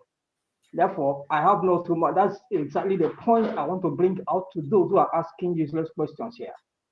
So go and listen and hear Nnamdi Kanu prophesy about his departure and the coming of Zaboreba. And that's all about it. So I congratulate you, my PM. We are waiting for December 2nd, and God will make it a reality. God will make it a success.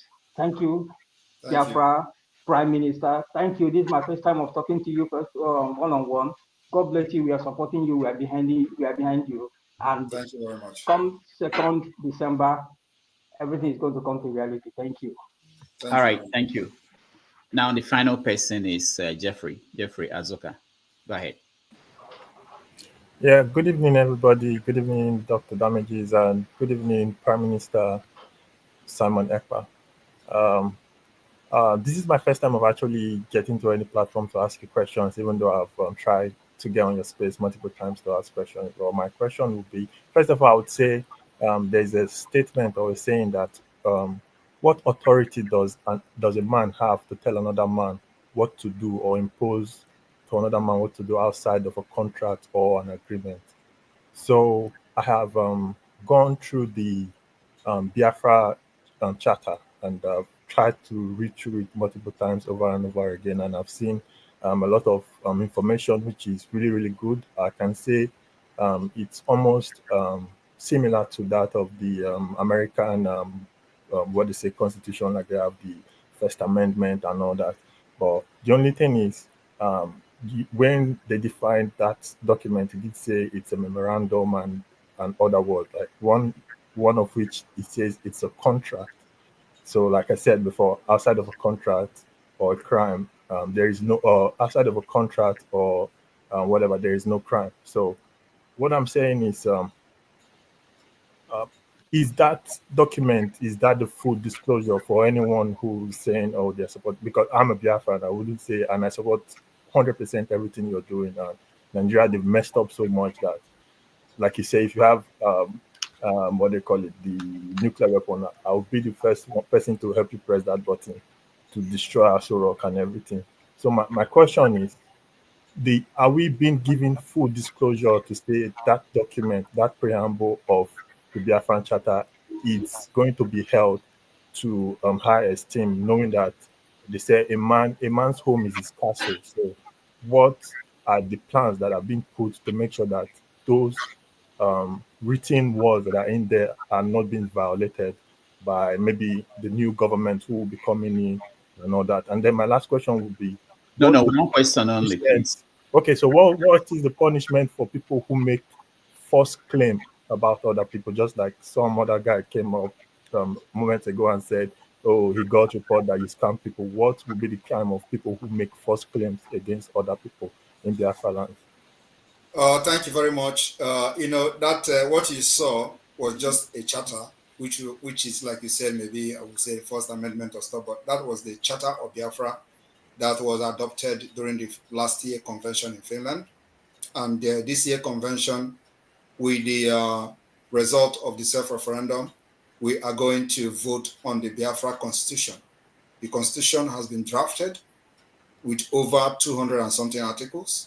And so it is something that will form the legal base for everything we are doing. So this question is well addressed in the Constitution.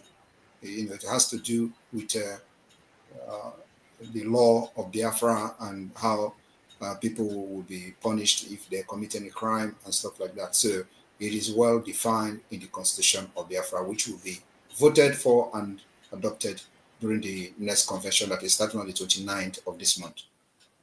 So, and then of course it will be in the public after that, and so people can go and see their constitution. And that constitution is also subject to amendment. It must be upheld, in addition to the treaties that Biafra government will sign in Finland. So, of course, what we are doing is to provide the opportunity that Nigeria never provided for our people: justice, equity, and fairness. All right, thank you, Jeffrey. Before you give your final comment, I just want to say that this platform, we don't encourage violence, obligated by law to make sure that I say that we don't encourage violence, action by anybody at any time. All right, so Mazi Simon, your final concluding words. Yeah, thank you very much. We are also not condoning any violence. We are only defending ourselves. And of course, we are going to defend ourselves using every mechanism available. When Nigeria brings violence, you defend yourself using violence. You don't expect somebody to come with gun to kill you, and then you go and defend yourself with a stick. You go with gun. If they come with AK-47, we go with AK-47 to defend ourselves. If they come with the GPMG, we go with the GPMG. If they come with the RPG, we go with the RPG. The only thing we don't have yet is armor tank, which they come all the time with armor tank. They come with aircraft. We don't have it, but we defend ourselves with whatever we have. And we have anti-aircraft we will use to defend ourselves whenever they come to bomb our people. So we have been doing that and doing that very well. So, like I said, I am very happy to be here to make some clarification today and answer question, though I was expecting more of Nigeria question than this Biafra supporters. But at the same time, I wish to be here next time so that those, and the next time if I'm coming here, Rudolph, make sure that you bring people that will really screw me with questions and difficult ones, because it is good. I'm not for them, because I know many of them will never, ever, ever agree with what I'm doing. But my target are those who may not even be here, but somewhere listening. Those are my target, because I can never please everyone. So somebody have commented that I should stop sit at home. Sit at home is not going to stop. It is one of the mechanisms we are using. It is one of the approach we are using. Like I have said, the 4 approach we are using to get Biafra today is the political approach, the diplomatic approach, the armed struggle approach, and the civil disobedience approach. So this civil disobedience approach falls under the sit at home. So sit at home can never stop, because we will never allow Nigeria to breathe in the southeast and south-south until Biafra is recognized. So thank you all. Anybody that have questions, always remember that I am open to receive your questions and answer them. You can contact the Biafra government through the chief of staff or the Biafra government media teams. You can contact them. And then also for those coming to Finland, I welcome all of you. It's going to happen in a few days' time. And then also, Rudolph, you may be surprised that Biafra government, the Ministry of Sports, are currently somewhere around Europe, and Biafra national football team will be playing the first ever international tournament, and it is starting on the 14th of this month, which is next tomorrow. So the game will start next tomorrow and end on the 18th. So they already, they just they probably arrived the country today. So our national football team will be playing. But when we first announced that, a lot of propaganda were flying. Oh, they're announcing their Biafra team. Everything we said, they believe it's a lie or they believe it's propaganda. But what they don't know is that this is a government, and we're not here to start lying to people to like what we're doing. But when we say it, we are also going to bring it publicly for you to see. When we start engaging the United States, they say it's a Photoshop, they say it's a propaganda. But, I don't blame them, because during the time of most of these people, they were actually agitating for Biafra with propaganda. So we don't do propaganda. Everything we do is online, verifiable. You can call the people involved and ask them whether we have been engaging them to educate them about Biafra, and of course presenting Biafra as a solution to bring stability to the Western Africa, Sahel region and beyond. This is something that everybody must know and support. Nigeria has failed and can never ever work for anybody. So the only thing you can do as a Biafran, if you are a Biafran, is to support, or you remain silent and watch how we will liberate you from Nigeria. Thank you very much, Rudolph. Looking forward to have this conversation again with you. Thank you. Thank you. We appreciate you. And I want to thank everybody that joined us. If you have not liked this show, please do. And if you have not subscribed, please do, so that more people can see this. Thank you, Mazi Simon Ekpa, and I will see you next time. Thank you. Thank you.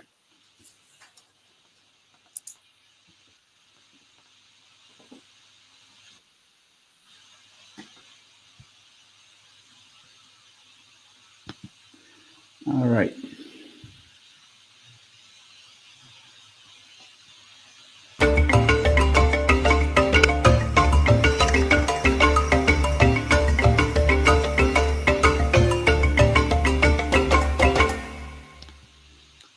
Okay, welcome everybody, and let's do a quick recap of what happened. I appreciate all of you, those that joined us, those that sang songs, those that were dancing, those that were pissed off. We welcome all of you back. Those that have the map of Biafra, those that those that were in the closet and they're now coming out. We appreciate all of you. including those that are busy with hunting other people. All right, so let's do a quick recap. We're not going to stay long. I want to start with the people that didn't get a chance to question or comment. So let me start with you, Tunde. Tunde, you're coming. Tunde, can you hear me? No? Is Tunde still here? All right, I can't see him. Oh, he's here, but he can't hear me. All right, let's start from electricity down. Am I? Oh, okay, Tunde, go ahead. Am I given opportunity to talk? Yeah. You're the first. Oh, God bless you. I just want to say thank you, my Prime Minister. The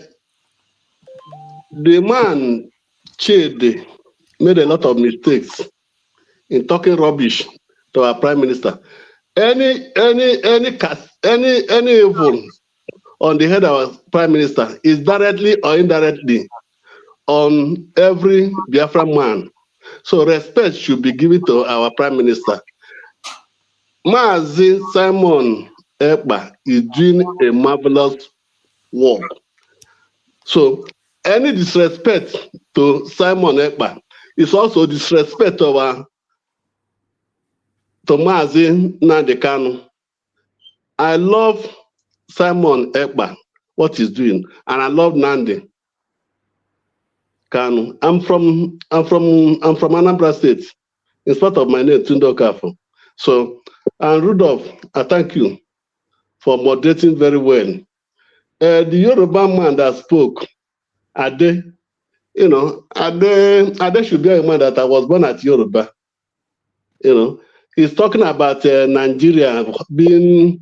There's nothing good that can come out of Nigeria. For the past 60, am I still on? Am I still on? Yeah, you're on. Yeah. Yes, you are. Yeah. There's nothing good that can come out from Nigeria. Nigeria is a place where nothing works except bribery and corruption. Quote me any day, anytime. Nigeria is a place where nothing can work except bribery and corruption. How can we continue to live as a Nigeria for the past 60 years and nothing is working? I was in Potiskum where I did my youth corps. I was discriminated. I was regarded as a foreigner. I did my school in Fika Government Secondary School, School. I was ashamed. So I'm not proud to say that I'm in Nigeria, although I have Italian passport. But Mama Mia, please bear with me. I just want to say thank you, my Prime Minister. Those people who conspire and kidnap Nnamdi Kanu, it can never be well with them. That's my prayer. Amen. Thank you, Mr. Rudolph Okonkwo. All right. You are doing a very nice job. Thank you, Tunde. Thank you so much. Yeah. What I will do is anybody that if you speak, I'll remove you so that there are people back and at the back end who are interested in coming in. So let me go to who is all right. Let me start with you, Pastor. Go ahead. Pastor, electricity. Sorry, right. Can you skip me for now, please? Apologies for that. All right. Mbore in California. Anyway, can you hear me, everybody? Yeah. Thank you very much, Namokonkwo. And good whatever time it is over there in your country. And good morning to the rest of the panel.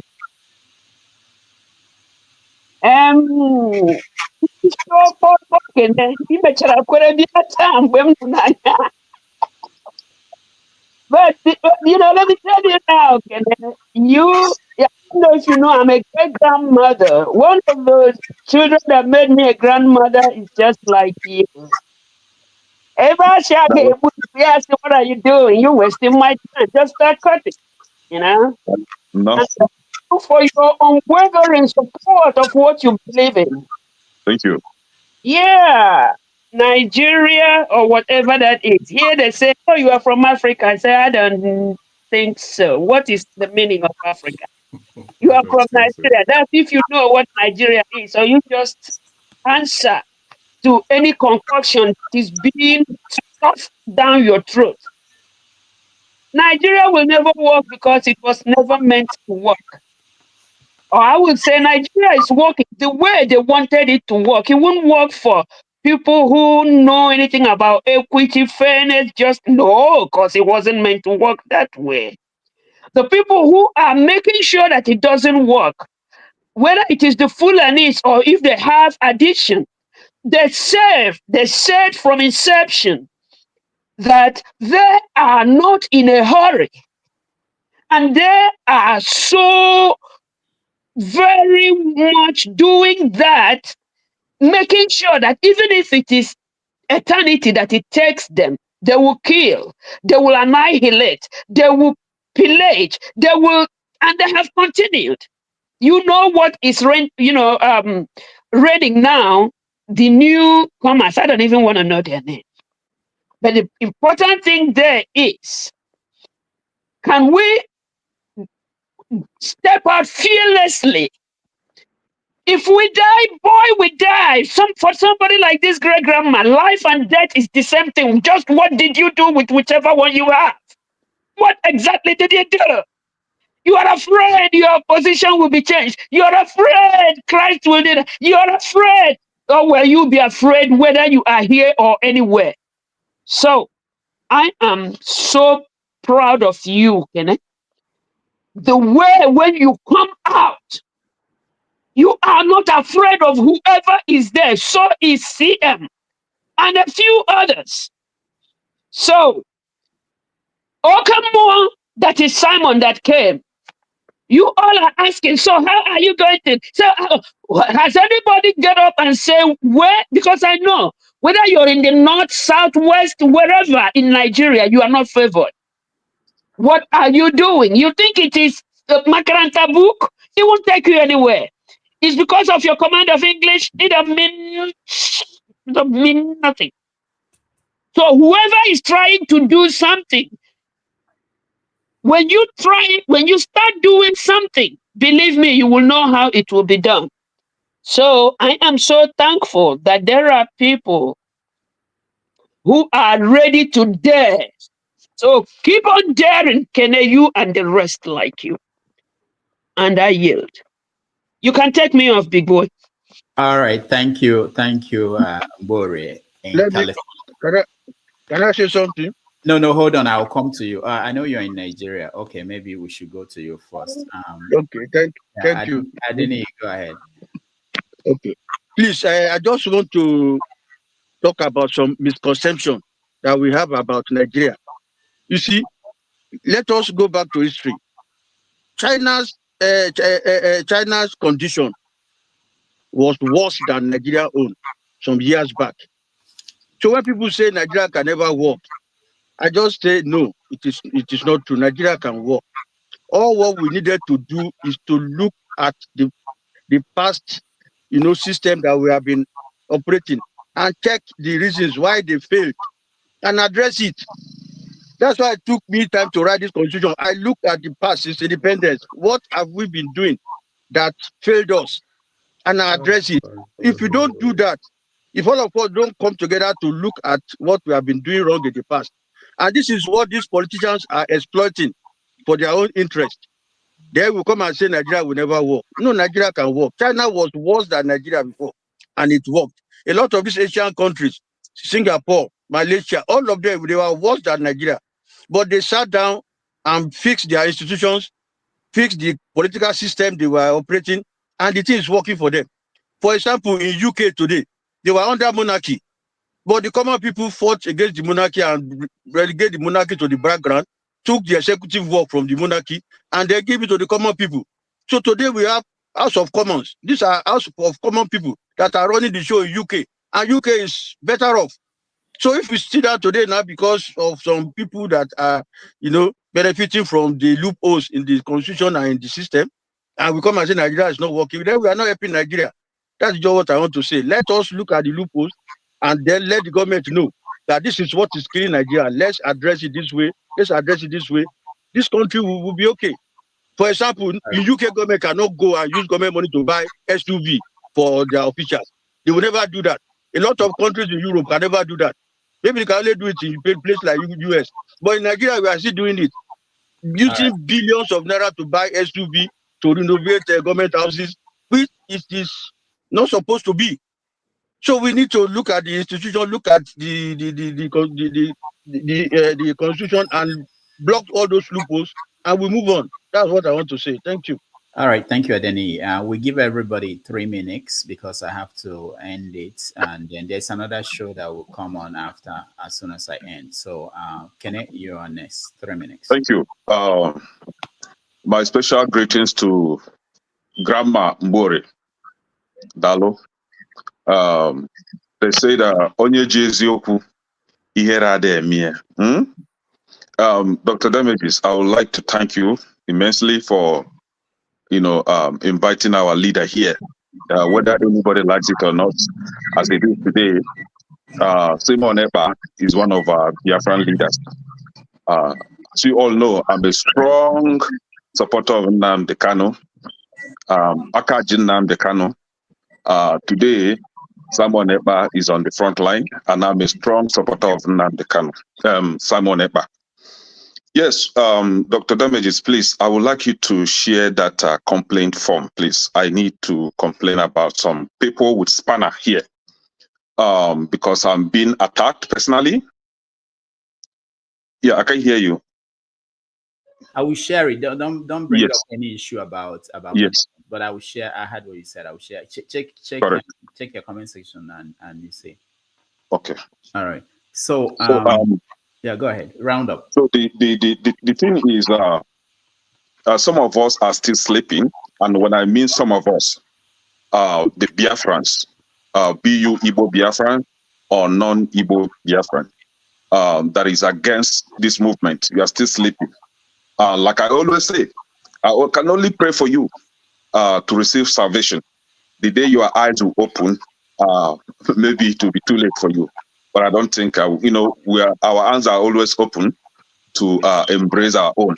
And my brother, Revolution, special thanks to you for identifying with a fellow revolutionist. You are a good man, and I see that spirit in you. Gradually, we all will one day join hands together. Be you Igbo, Urobo, Ishekiri, Ishan, Bini, we are all same. One day we'll all come together, put hands together, and fight our common enemy, which is Islamization of Nigeria, which is making sure that our region, this name that I mentioned now, you are not excluded, that our region are being squeezed, our region are being subjugated, is being subjugated. We'll all join hands and fight the common enemies. My prayer for all of us is that one day, that thing that we are looking for, that progression, that what they call it, innovation that we are looking for, we all have it, and detach ourselves completely from a country that has instituted and licensed an agency, Islamic agency, that stood for eradication of innovation. When Simon Ekpa mentioned that here, a lot of us were surprised, but I think I've shared that with Dr. Damages a long time ago. They have a licensed, registered agency that is working against innovation. And these are the kind of people you want to share same country with. This is the kind of people you want to share the same identity with. God forbid. All right. Thank you, Kenneth. Thank you. Before we continue, because we are running out of time, I want to thank those that supported us today. Madam Luke, Tope, Oscar Black, Oscar Black. And this is very important because that's how we keep this channel going. Oscar Black, Alexander Gomez, Oscar Black, Samuel, Ifeanyi Samuel, AY, Ebi, AY, Oscar Black, Dennis Chibuzo, T Majek, Ifeanyi Samuel, Odo Ifedigo. New is always better. Thank you all for your support. We appreciate all of you. And let's go back to Revolution, Ernest. Doctor, first of all, I want to give you some gusas, Sometimes you bring magnificent people like I like to see. I've been hearing of Samuel Ekpa. It's an honor to meet him personally. In as much as I respect other people's view about what he's doing, for me, Nigeria needs somebody to, to shake them up. Though I can say I stand in one Nigeria, but if one Nigeria cannot work, then separation is the next option. And if Samuel Ekpa and Nnamdi Kanu are standing for that, I will support them. I'm an Igbo man. I was born in Enugu, so I'm much attached to them more. So his coming here today is an honor, and I will honor him also by going to Finland. It's a neighbor to me, to support them more physically. So thank you for bringing him. I don't want to waste much time. I just want to appreciate you so much for bringing these intelligent people, revolutionaries, people who love Nigeria. Thank you very much. All right. Thank you, Revolution. Righteous Man, Ernest. Yeah, Dr. Rudolph, appreciate you and every other panelist. Quite interesting, quite revealing. My prayer is that our gathering as Nigerians, irrespective of our differences, should pave way for us to have a common goal of achieving a new Nigeria. When David Undayo spoke last Sunday, and when Simon Ekpa was speaking, my mind was trying to rehearse the words of David Undayo with some of the things that Simon Ekpa alluded to. I keep asking myself, when I'm in the midst of people, why is it that Nigeria has not worked for anybody except the selected elites who have captured the bones and the marrows of Nigeria? Because if Nigeria is working, there won't be Simon Ekpa, who have previously stood for Nigeria, got some people of Masop arrested when they were talking about Biafra. What suddenly changed that he now become a proponent of let's dissolve Nigeria? So I think we have to sit down and look at the causes of these things. And I believe so much that if it is solved, there won't be tomorrow anyone that will come up to say he wants to break out of Nigeria. That's just my observation. Thank you very much. Thank you. Thank you, Righteous Man. Let's go to Ton. Ton, you're next. Dr. Damages, I appreciate you. I do apologize for jumping in. I came home and I entered my pajamas ready to satisfy my evening. However, I've had a meeting this evening and I've got to run out for the next half an hour. So I just want to say very quickly, I'll be off and I'll be back later if that's okay. All right, go ahead. I thank you and I thank the panel for considering. Or do you want to talk now, Diago? If you don't mind, Tom. If Dr. Damages allows it, you can go. And thank you very much, Tom. Thank you, sir. Again, as everybody has said, I want to join them in speaking up for Rudolph in what he does on this panel. I understand Rudolph in certain ways in that he wants to keep things at a certain level. The individual that he has brought on as a guest again is kudos to Rudolph's platform and the way he thinks. And I think we all have to buy in to the way Rudolph himself is thinking. So bringing on somebody like Simon Ekpa, who I have a lot of confrontation with in terms of, ethics is wrong, in terms of point of view. I think it was Ekene that underlined that I could never challenge him in a conversation or a debate. And I feel that that's not true. However, one thing I like about Simon Ekpa, what I've seen on this program, one day, one man went to Mo, or whatever he calls himself. He came on the show. And instantly, Simon Ekpa was able to call him out. He said, one man began speaking. Simon Ekpa then returned. He said, "Are you a Nigerian?" One man replied, "Yes." "I don't believe you're a Nigerian," he said. "I believe that you are fake. I think you have a fake accent, one, and I don't want to speak to anybody on this matter who is not a Nigerian." That in itself, for me, was fantastic because he was able to spot a criminal, so to speak, based on these platforms that are out there and what comes out of people's mouth. Our man Electricity is here. I'm not going to make any complaints, but he is one of those that will need a bringing out as far as his character and performance on this platform. Now, I would have loved to have spoken to Simon Ekpa. Unfortunately, I was busy in and out. I would have loved to have spoken to him based on one. Does he think that Nigerian people can wake up themselves and bring Nigeria? It's something that we don't really discuss. Bring Nigeria itself out of this nonsense that we are living in. And I have belief that it can. And I would wonder what he would say if Nigerians themselves join to have power amongst our people, to have Biafra at our back, to have Boko Haram at our back, to have all these things that basically are going to be tumultuous to bring into existence. It's going to be hard work to create a Biafra when Nigeria is already there. And ostensibly, I would argue that they're very much the same thing. So I would have liked to put that to him and really seen his response. He did say that he will be back at some point.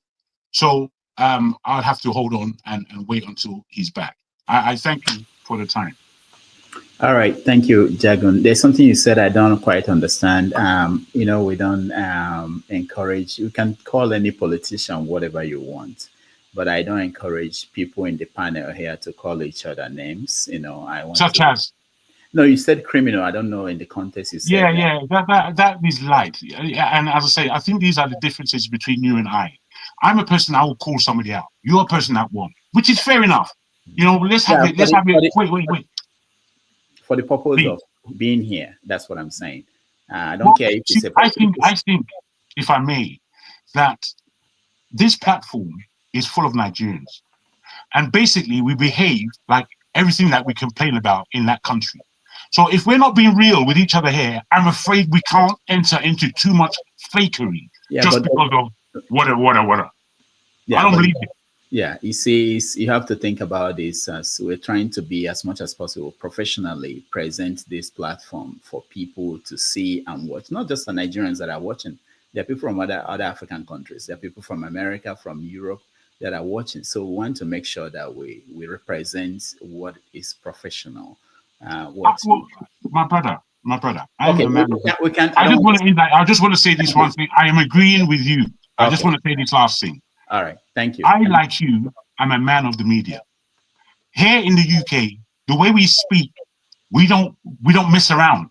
We speak to the point. We're not so flowery that we'll be speaking about nothing. So at the end of the day, I know what you're talking about, and I love professionalism.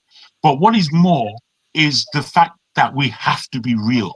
If we're discussing certain things and we are not being real, then we're all here for nothing. All right, thank you. I'm sure, Jagon, you have words. You can find better words all the time. You just chose that. But anyway, thank you so much. Let's go. Thank you, sir. Thank you.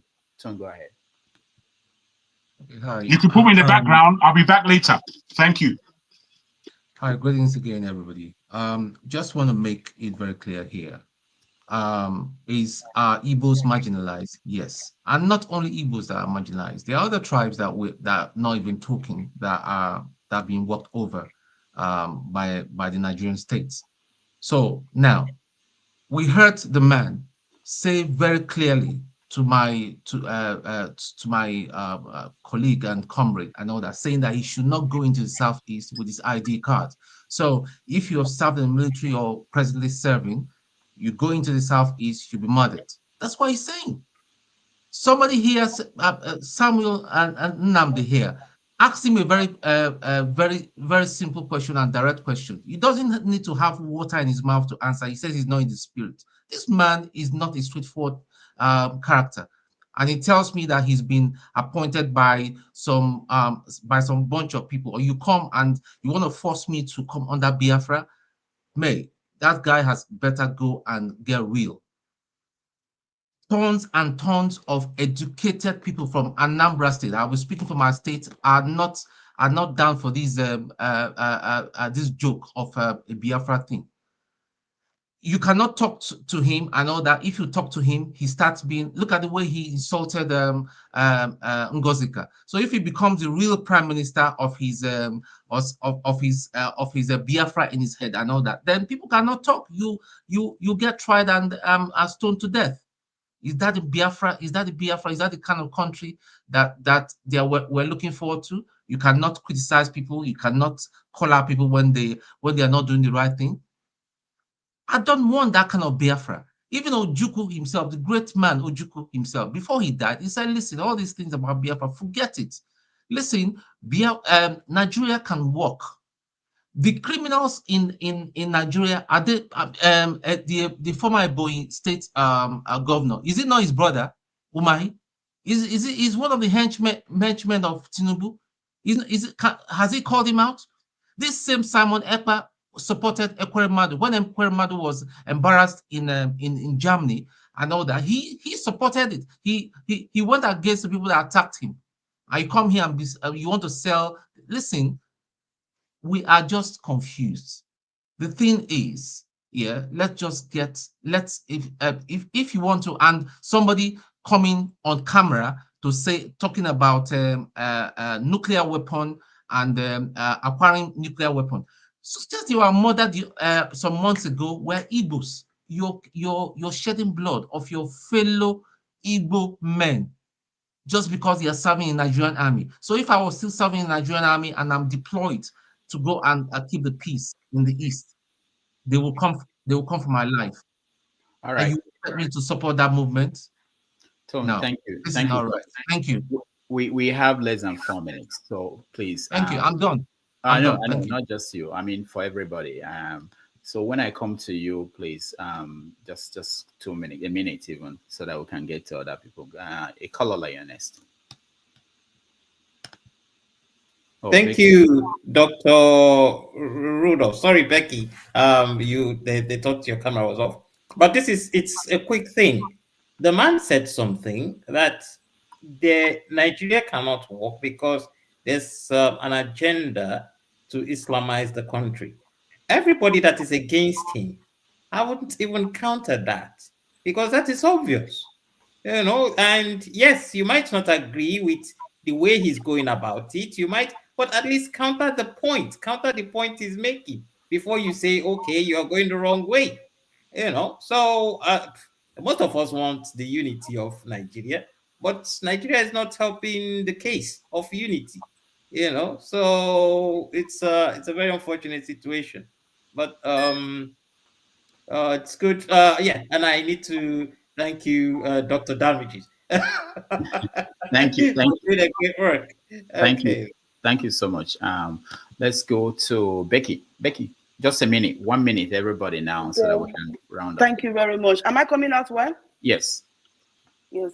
I'm going to take my grammar as a B. I know be English. I'm a Biafra. So I'm going to do Biafra. Any I think I'm going to take her. I just come once again to thank you, Dr. Damages. I have not been following you, but today I started following you. I think you will get more than 1 million followers today for inviting our Prime Minister. As you can see, I'm from Edo State. But now I'm from Niger State. I support Simon Ekpa. People say that Simon Ekpa, our Prime Minister, His Excellency, is not an Igbo. Yes, it's not an Igbo. I'm telling you today. Let me reveal a secret today. Simon Ekpa is from my village, because if you are a Edo person, you know the meaning of Ekpa.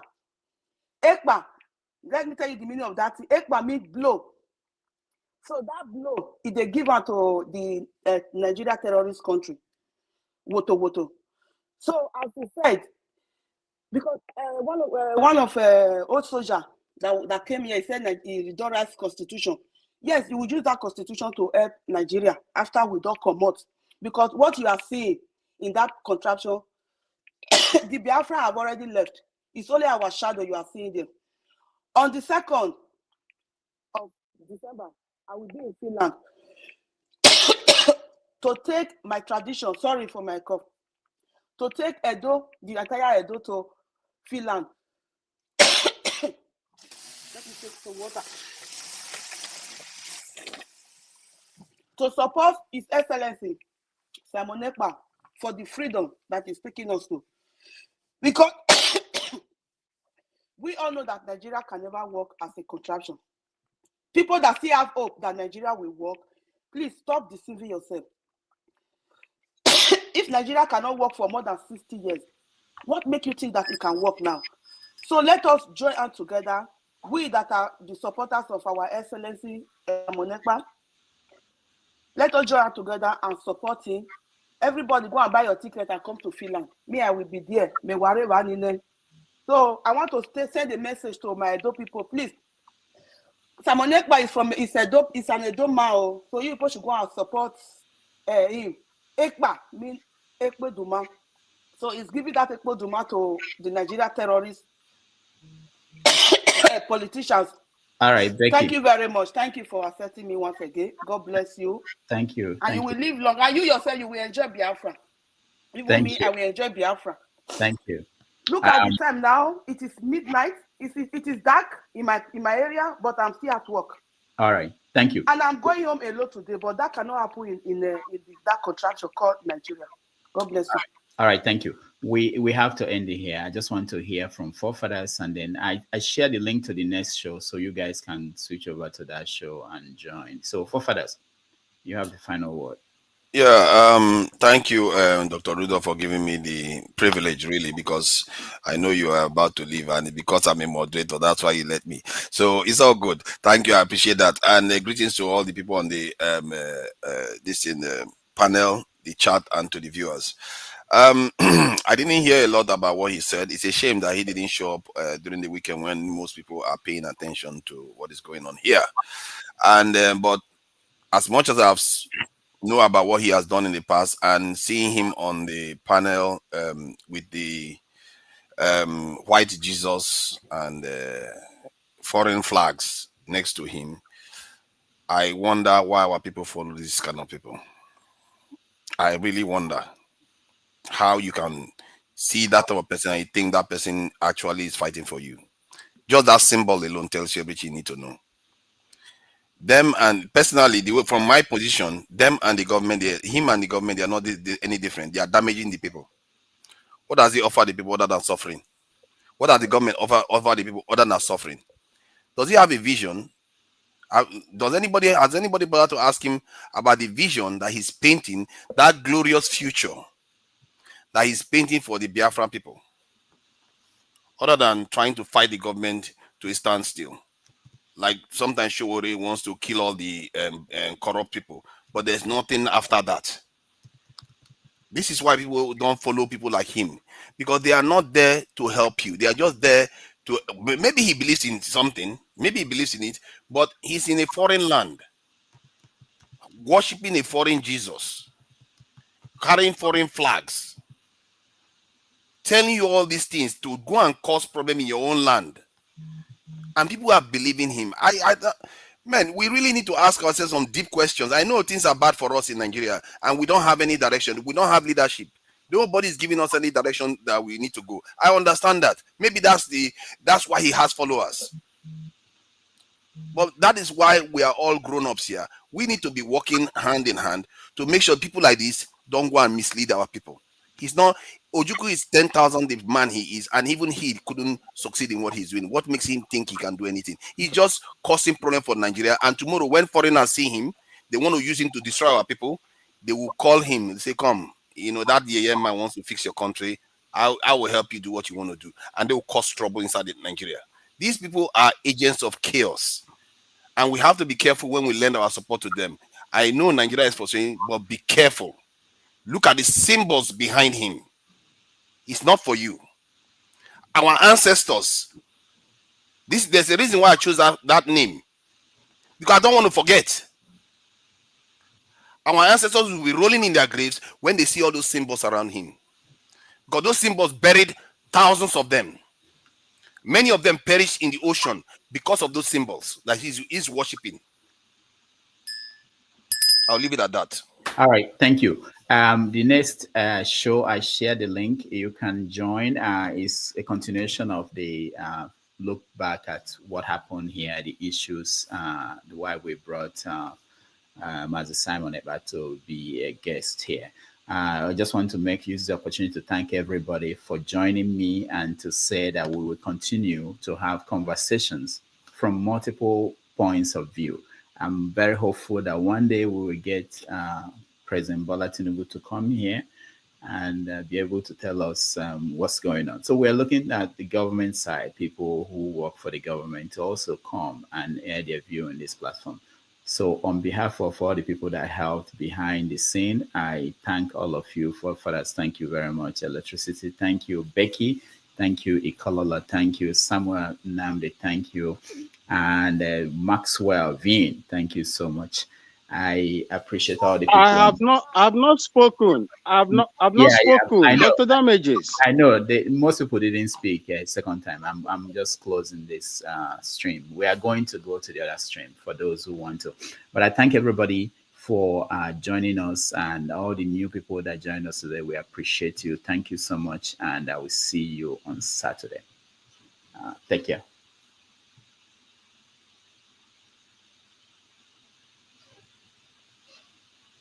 What's the link?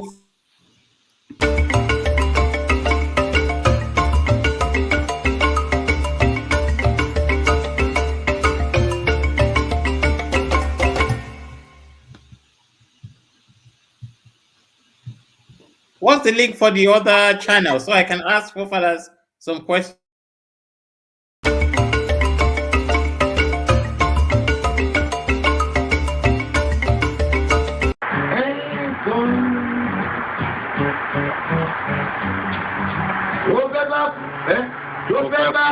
Tó fẹ́ kú torí ẹ̀ o.